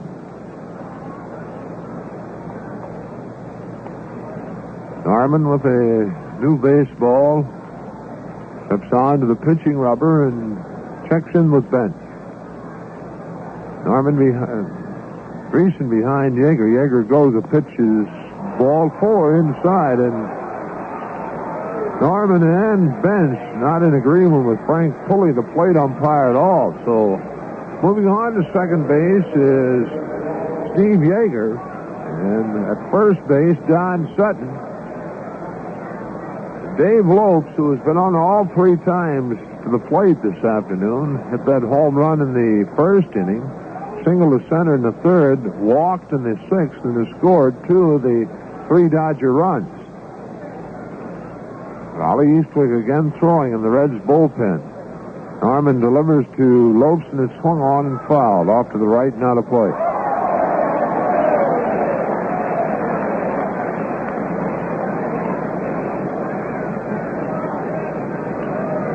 And we start getting a little bit of rain here at Riverfront Stadium. Norman delivers. Swung on and missed. And Freddie out in front 0-2 to Dave Lopes.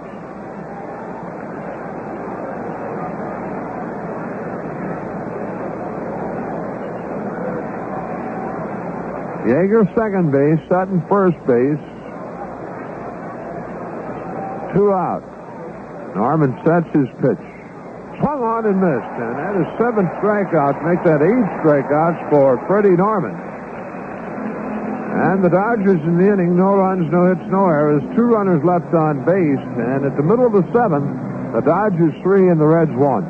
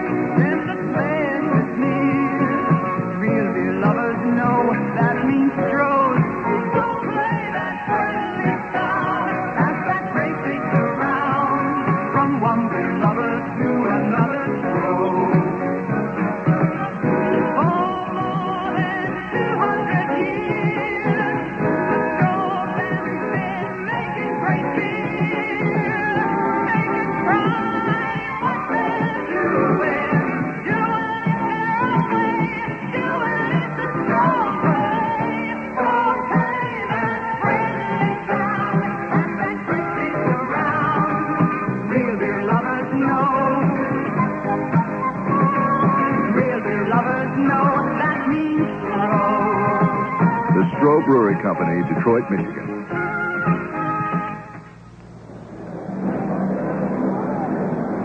Well, the Reds need 2 to get even with Los Angeles, and it's going to be Champ Summers to hit for Freddie Norman. Well, Freddie worked 7 innings, allowed just 4 hits, struck out 8. Second time this year that Norman has whiffed 8. He got 8 against the Padres on a week ago Saturday. Well, Summers, Rose, and Griffey, and more we hope here in the 7th inning.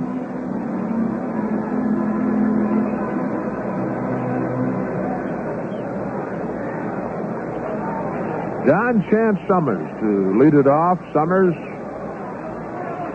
has been to the plate 4 times looking for his first base hit. And now a good time to get things going. Raleigh Eastwood continues to throw in the Cincinnati bullpen.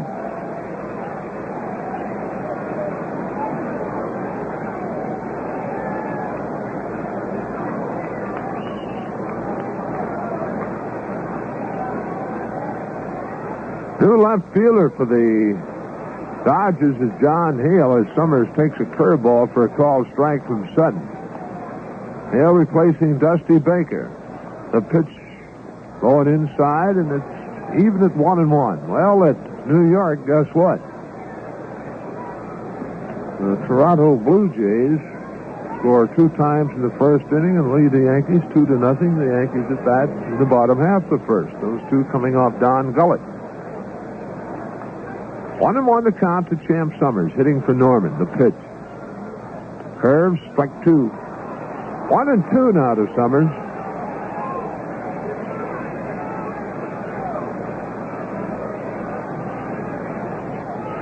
Rose on deck.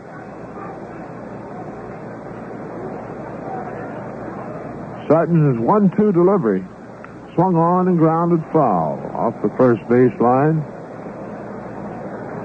Freddie Norman worked 7 fine innings of baseball, allowing just 4 hits, striking out 8, walking 4, and 3 runs, all of them earned runs. Sutton 1-2 with Summers and working. Curved, hangs high. Even at 2-2. A light drizzle falling here at Riverfront Stadium at the moment. Sutton the 2-2. Summers swings, hits it off the end of the bat. Say to his left. Has it, throws to Garvey, 1 away. Champ Summers hitting one at the end of the bat to the left side. Say moving off to his left to field the ball and throw Summers out easily. Here's Pete Rose, and Pete is 0 for 3, but hit the ball hard twice. His last time up, Reggie Smith picked one off the top of the carpet to retire him in the 5th inning. He takes a strike from Sutton.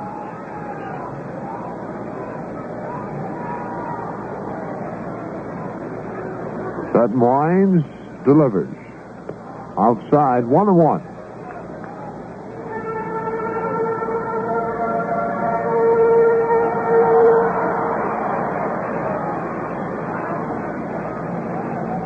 Here's the 1-1. He takes off speed pitch outside. 2-1.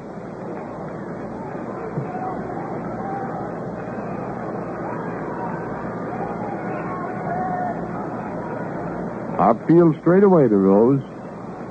The 2-1 delivery. Swung on and lined over the head of Stay down in left field. Hale over to cut it off. Rose makes the turn. He's on his way to second. The throw by Hale, headlong. Rose safe is 6th double of the year.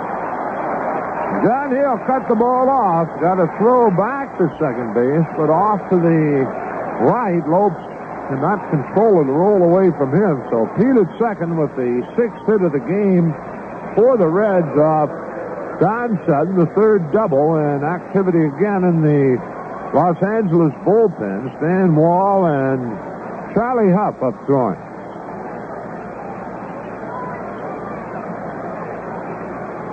Ken Griffey steps in. Kenny has driven in our 1 run, that with a double in the 5th inning. Sutton delivers to him, and Griff takes a called strike. Griff's double missing about a foot of going out of the ballpark in deep right center field. All right, Sutton the stretch. Looks back at Rose to the plate. Check swing, and it's 1-1. Pitch low and inside.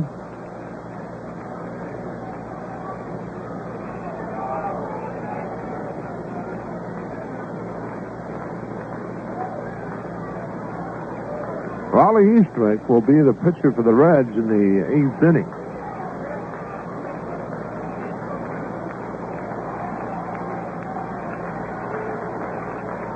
Sutton set, delivers.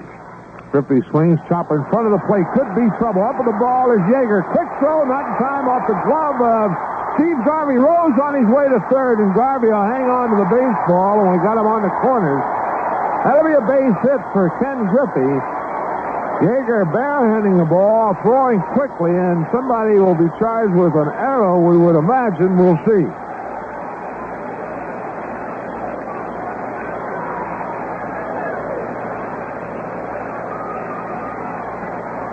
Credit Ken Griffey with a base hit, an infield single, and charged Steve Garvey with an error down at first base, allowing Rose to move on to third.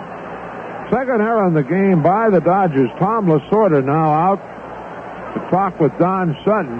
Got Griffey at first base, Rose at third, 1 out, and Joe Morgan the batter. Hit number 7 for the Reds.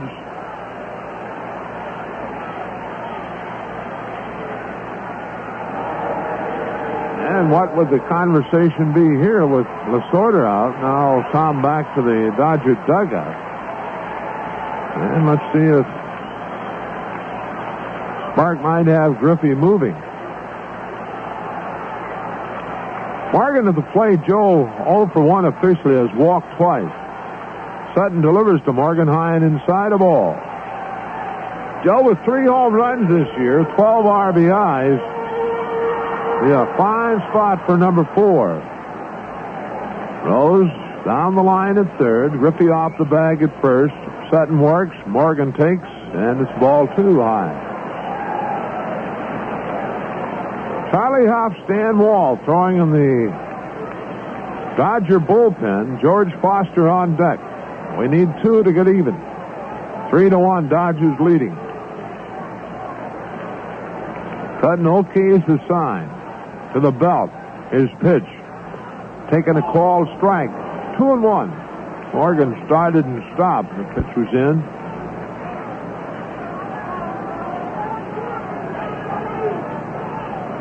Griffey at first base. Kenny with medium lead as Sutton throws over there, and Griff steps back.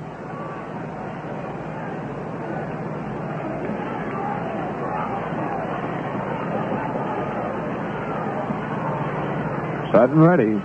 He delivers. Morgan swings and bounces it to Garvey. He don't know what to do. Now they got Rose trapped, and here's the throw to save. Back to Yeager, and moving on to third is Griffey, and Yeager finally tags Rose out, but really Steve Garvey act like he didn't know whether to eat the baseball, throw it up in the air, kick it, stick it in his pocket, or what. And really Steve was very indecisive as what to do with it. He wanted to go to second base first. He looked at home, did not want to go there, and then made a bad throw at home, and Yeager having to move off to the right of the plate to take the throw. In the meantime, they had Rose between third and home, and 3 throws, and runners advance. Griffey to second, and Griffey to third, rather, and Morgan to second. So 2 away, and George Foster, the batter, with Dan Dreesen on deck.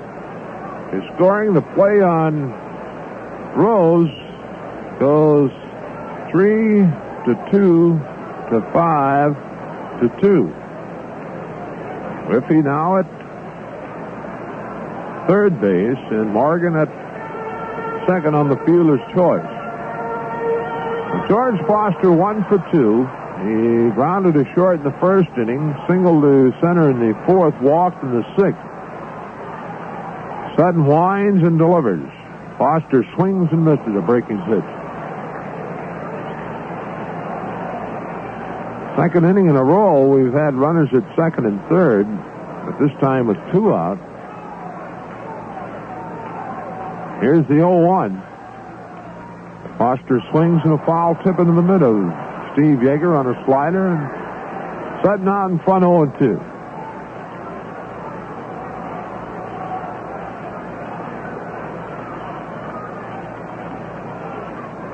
Griffey third base, Morgan second. 0-2 the count to Foster. Now George backs away from the plate. Steps back in.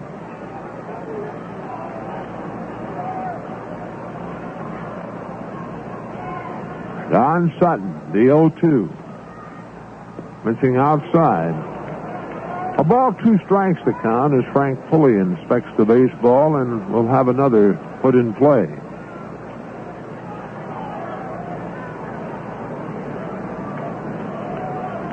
Charlie Huff, Stan Wall throwing in the Dodger bullpen. The Reds trying to get even with the Dodgers here in the 7th. Runners at second and third and 2 away. A ball, 2 strikes to count, and Sutton works. Missing outside, 2-2.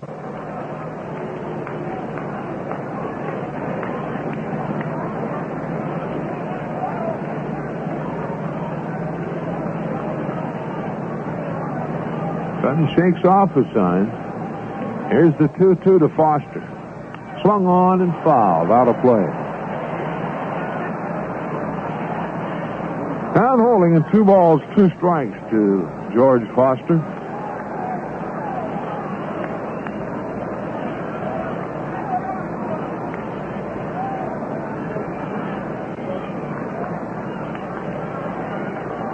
Come on, Yahtzee.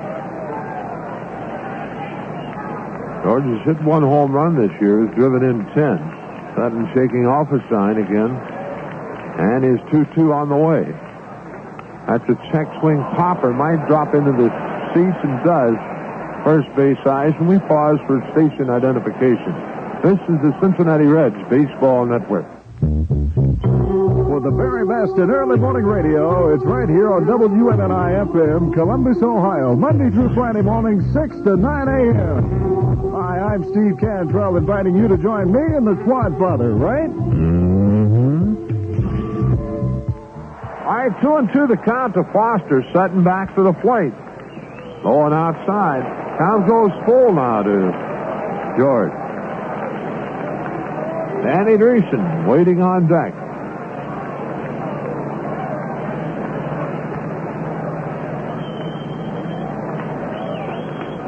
Foster out of the batter's box, tying his left shoelace.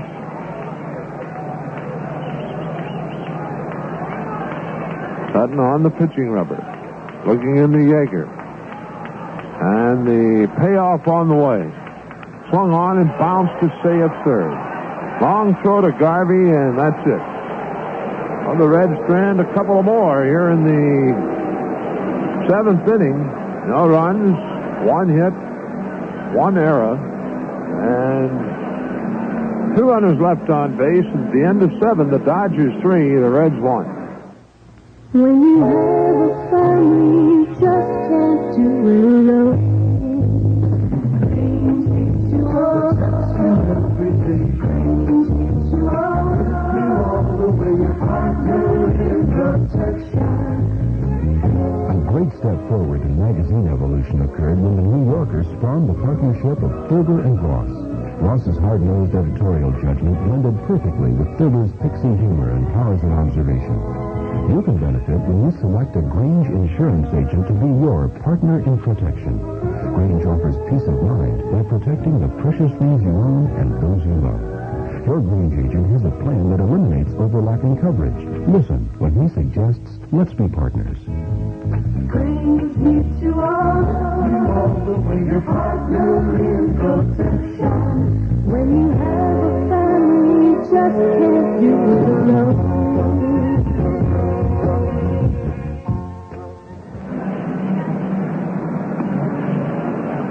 After 7 innings, the Dodgers have 3 runs on 4 hits. They've committed 2 errors. The Reds a run on 7 hits, no errors. Freddie Norman worked 7 fine innings this afternoon, striking out 8. We have a new pitcher on the mound.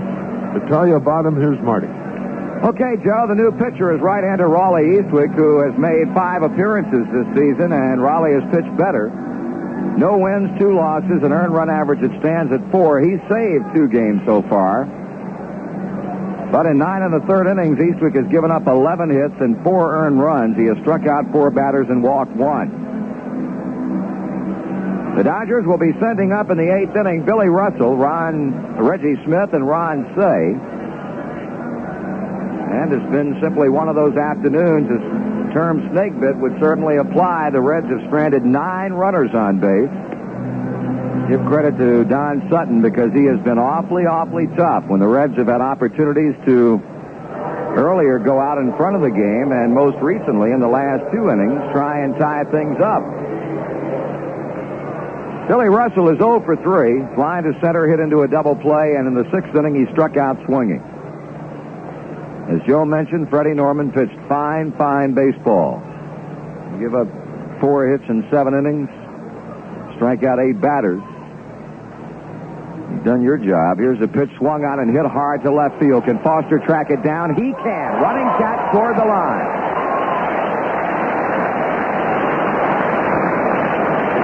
George Foster galloping toward the line in the corner in deep left field to pick off Billy Russell's line shot. Reggie Smith, his bat has been very quiet, and now turns around and will hit as a left-handed batter. For the first time against Norman, he struck out twice and fly to center.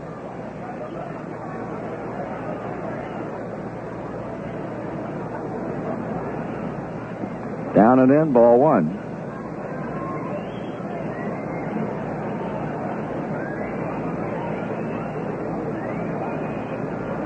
Dodgers holding a 2-run lead in the top of the 8th inning. Smith swings through the next pitch. Pete Rose shouting in something from third base. The count even to Smith, the ball and 1 strike.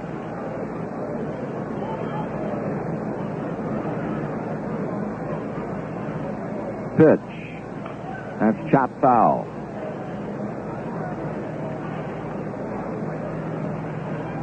So Eastwick ahead of Smith, 1 ball, 2 strikes, and Ron Say will be up next.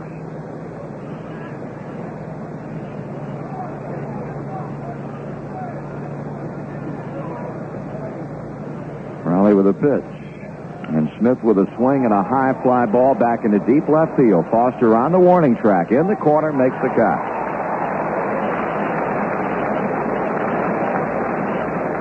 George has handled both Dodger putouts.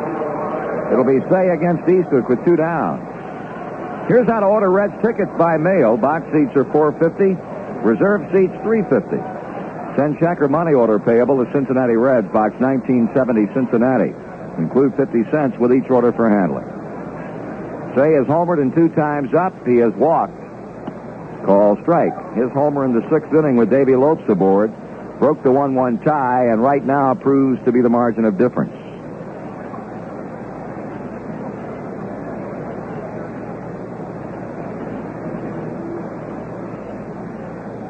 One ball, one strike.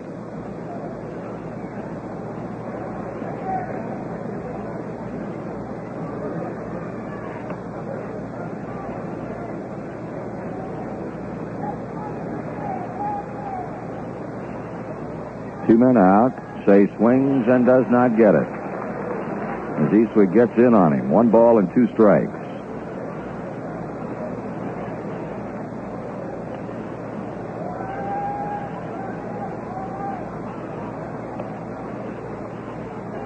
That's flowing outside. 2-2.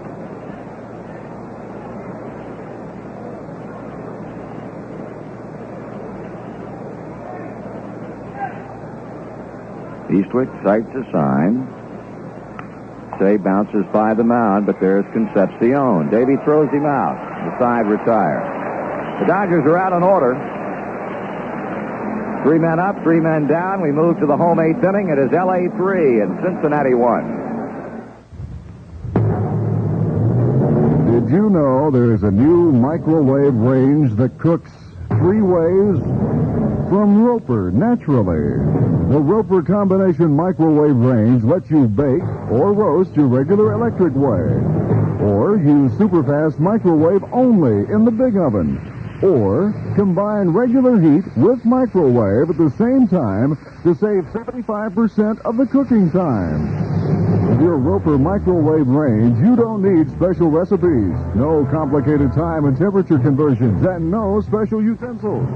A typical 30-minute family meal is meatloaf, bread, scalloped potatoes, and pie, all cooked at one time and in one oven with Roper's combination microwave cooking. If it says Roper, it's quality. See all the Roper ranges in the exciting new Roper combination microwave range at Hoffman Appliance in Nelsonville, Ohio, Tools TV and Appliance in Asheville, Ohio, and Wiseman Appliance in Crooksville, Ohio. You know, 1976, another great year for the Cincinnati Reds, the second straight World Championship season, and the best way to preserve the exciting memories of another great baseball year is by owning your very own copy of the Reds Highlights record album entitled Reds Greatest Hits 76. In it, you'll hear the thrilling come-from-behind victories of the regular season, the actual game broadcast of those wins, plus the excitement of 7 straight victories in the playoffs and World Series. Pick your copy up at the Reds 580 gift shop, Wallen stores in Cincinnati, and Columbus, and at Reich's in Dayton. Here's Danny Dreesen to begin the 8th for the Reds. The pitch is in for a strike. To order the Reds Highlights record album by mail, just send $4.98 plus $1 postage and handling to Reds Records, Riverfront Stadium, Cincinnati. 1 ball, 1 strike. We got a change defensively for the Dodgers. Teddy Martinez now playing second base, replacing Davey Lopes. Dreesen is double and 3 times up. He swings and pops it up outside of third. There will be a play for Ron Say, and he makes it flawlessly. 1 out.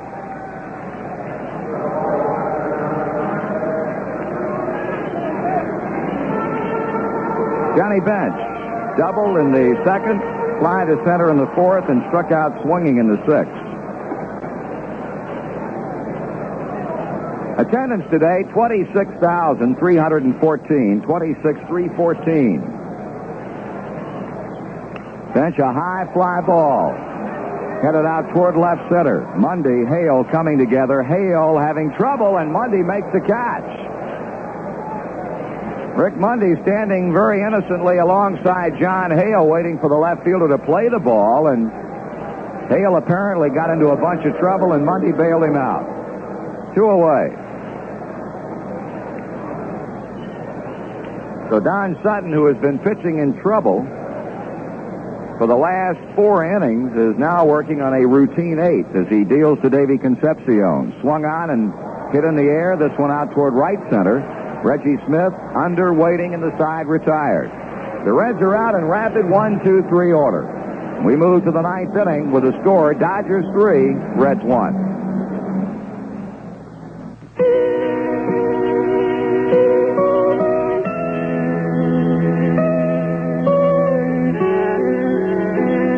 How do you explain the fact that of the 10 largest breweries in America today, Stroh's is the only one that is still family-owned and family-run? We believe it goes back to a way of thinking that has been passed down from one generation of Stroh's to the next for more than 200 years. To the Stroh family, brewing is more than just a way of making money. It's something they were brought up to become personally involved with and to take personal pride in. Because beer is a living thing that has to be looked after by someone who really cares about it. That's the way the Strohs run their brewery today. We think the real beer lover will appreciate it.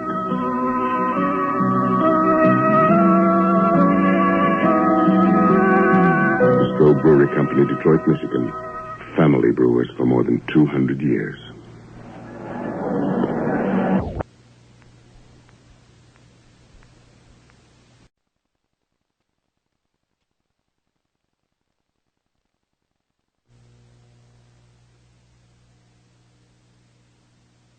Popped to short, struck out, bounced to the box. It was 3 at-bats against Freddie Norman. He'll be facing Raleigh Eastwick now. Dodgers trying to make it 2 straight over the Reds. Win their 9th game in 11 tries this season and solidly hold on to that number 1 position in the Western Division. They started it out 2.5 games in front of second place Atlanta. Well, should the Reds lose, they will drop 5.5 games back. The most that the Reds trailed the entire 76 season was 2.5 games.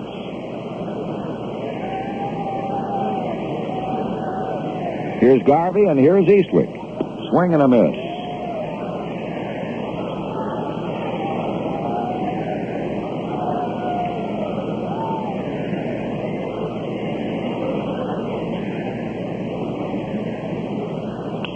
High fly ball hit down the right field line, carrying to foul ground. Dreesen will not have room to play it.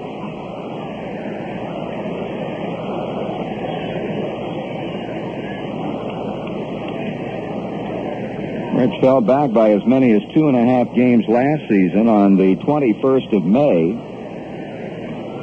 and remained 2.5 games back until the 24th when they picked up a half game by being off. The Dodgers lost, and then the Reds started making their run at them. 1 ball, 2 strikes. In the 4th inning at St. Louis, Cardinals and the Mets no score. Nothing in yet on Philadelphia, Chicago. Garvey hits one by the box and out into center field. So Steve Garvey comes up with a 5th Dodger base hit and the first since Ron Say homered in the 6th inning.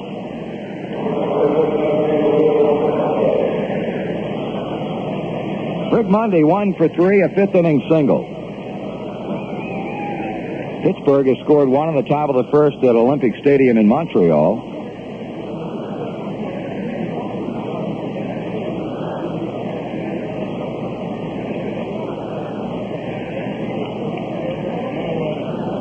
Garvey leading at first. Mundy takes a strike.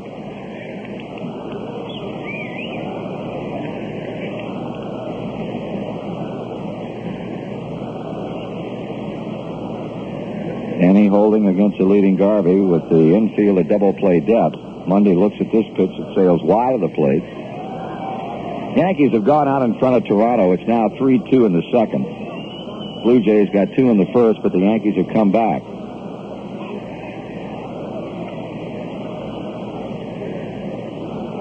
1-1 pitch. That's up and away, ball 2. 2-1.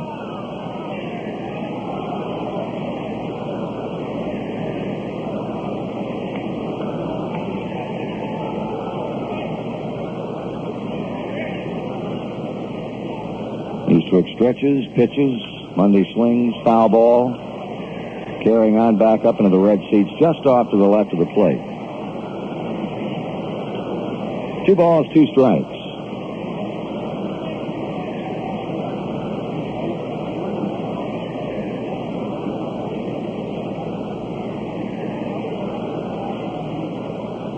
Swing and a miss. Mundy has struck out for the 2nd time today.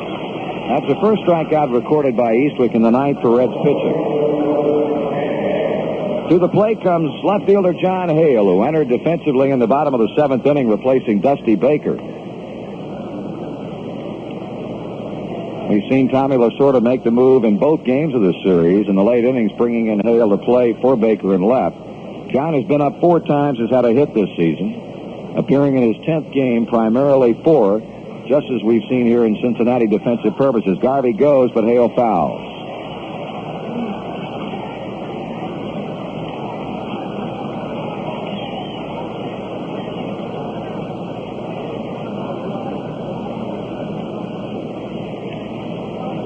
One man out, one man on in the top of the ninth. Dodgers holding a 3-1 lead. And have Steve Garvey at first base as Hale stands back in on the one-strike pitch.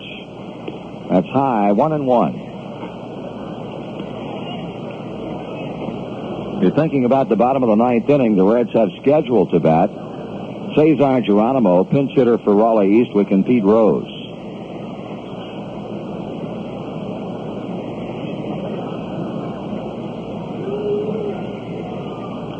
Strike swinging. Dodgers scored first, getting a home run from Davey Lopes leading off the game. Reds tied it up in the 5th inning when Griffey doubled the tying run across. L.A. broke the tie in the 6th on a leadoff walk to Lopes and a 2-out home run by Ron Say. Since the homer by Say, the Reds have had ample opportunities, stranding runners at 2nd and 3rd in the 6th inning, leaving runners at 2nd and 3rd in the 7th. It has been a case of not being able to come up with the big base hit when the opportunities have presented themselves. Raleigh Eastwick out in front of John Hale. 1 ball, 2 strikes. Hale strikes out swinging. 2 out for Steve Yeager. Yeager has twice grounded out to Pete Rose. In the 7th inning, he drew a walk.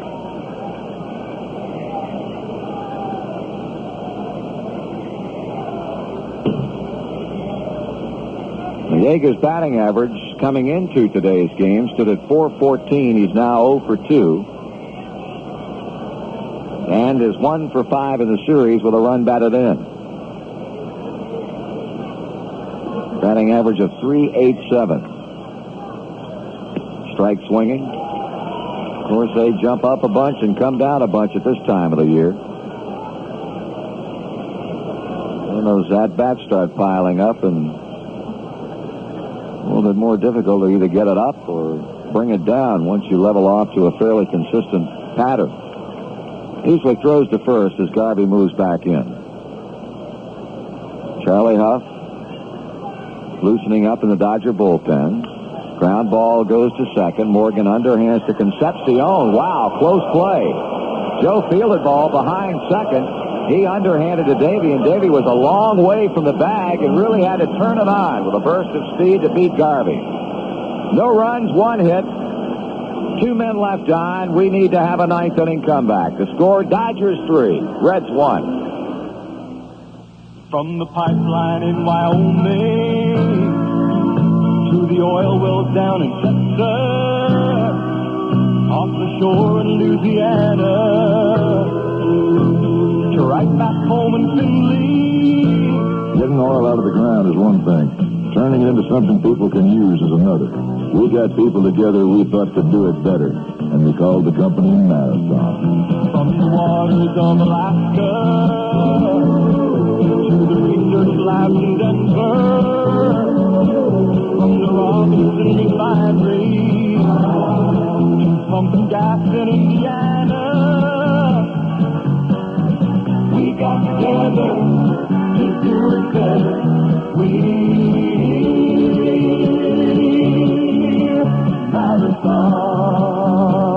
Marathon Oil Company. We got together to do it better.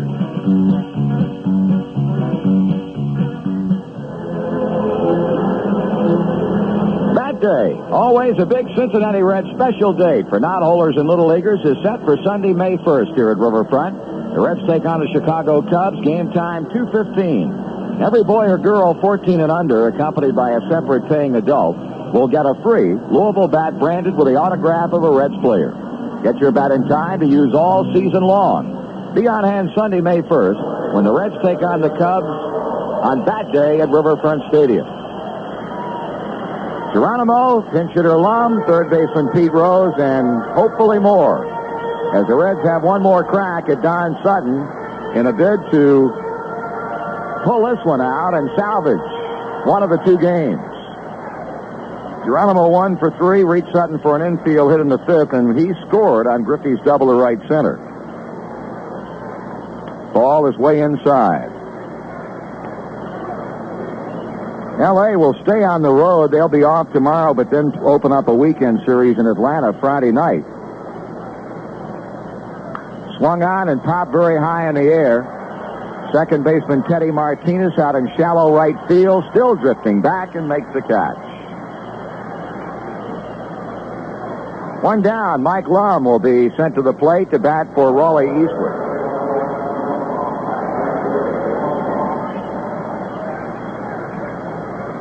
Actually, that Friday game in Atlanta will be an afternoon game. Friday, Saturday, and Sunday day games. Then they'll be in San Diego for 3 before returning home a week from Friday to take on Montreal. Lum looks at a strike. Mike this season has had a couple of hits and 6 times up. He swings, pops it up near the Dodger dugout. Over comes Say along with Yeager in the seats.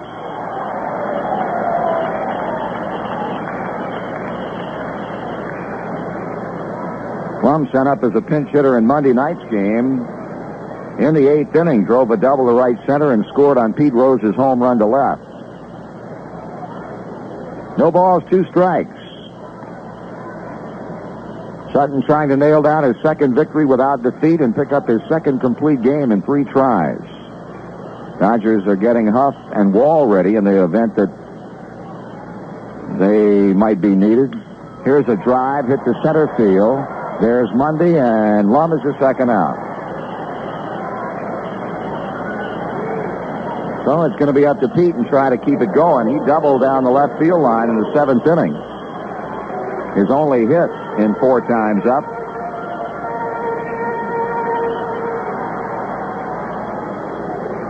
Dale Murray loosening for the Reds. Huff and Wall throwing for the Dodgers. Here's Rose. He bunts foul. Third base side.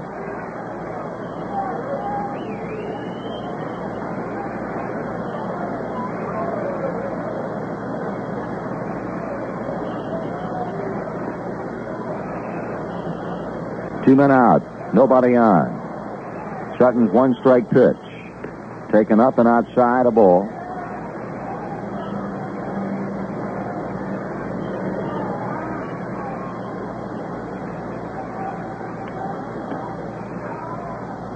That is popped up into shallow left field. Coming in is John Hale.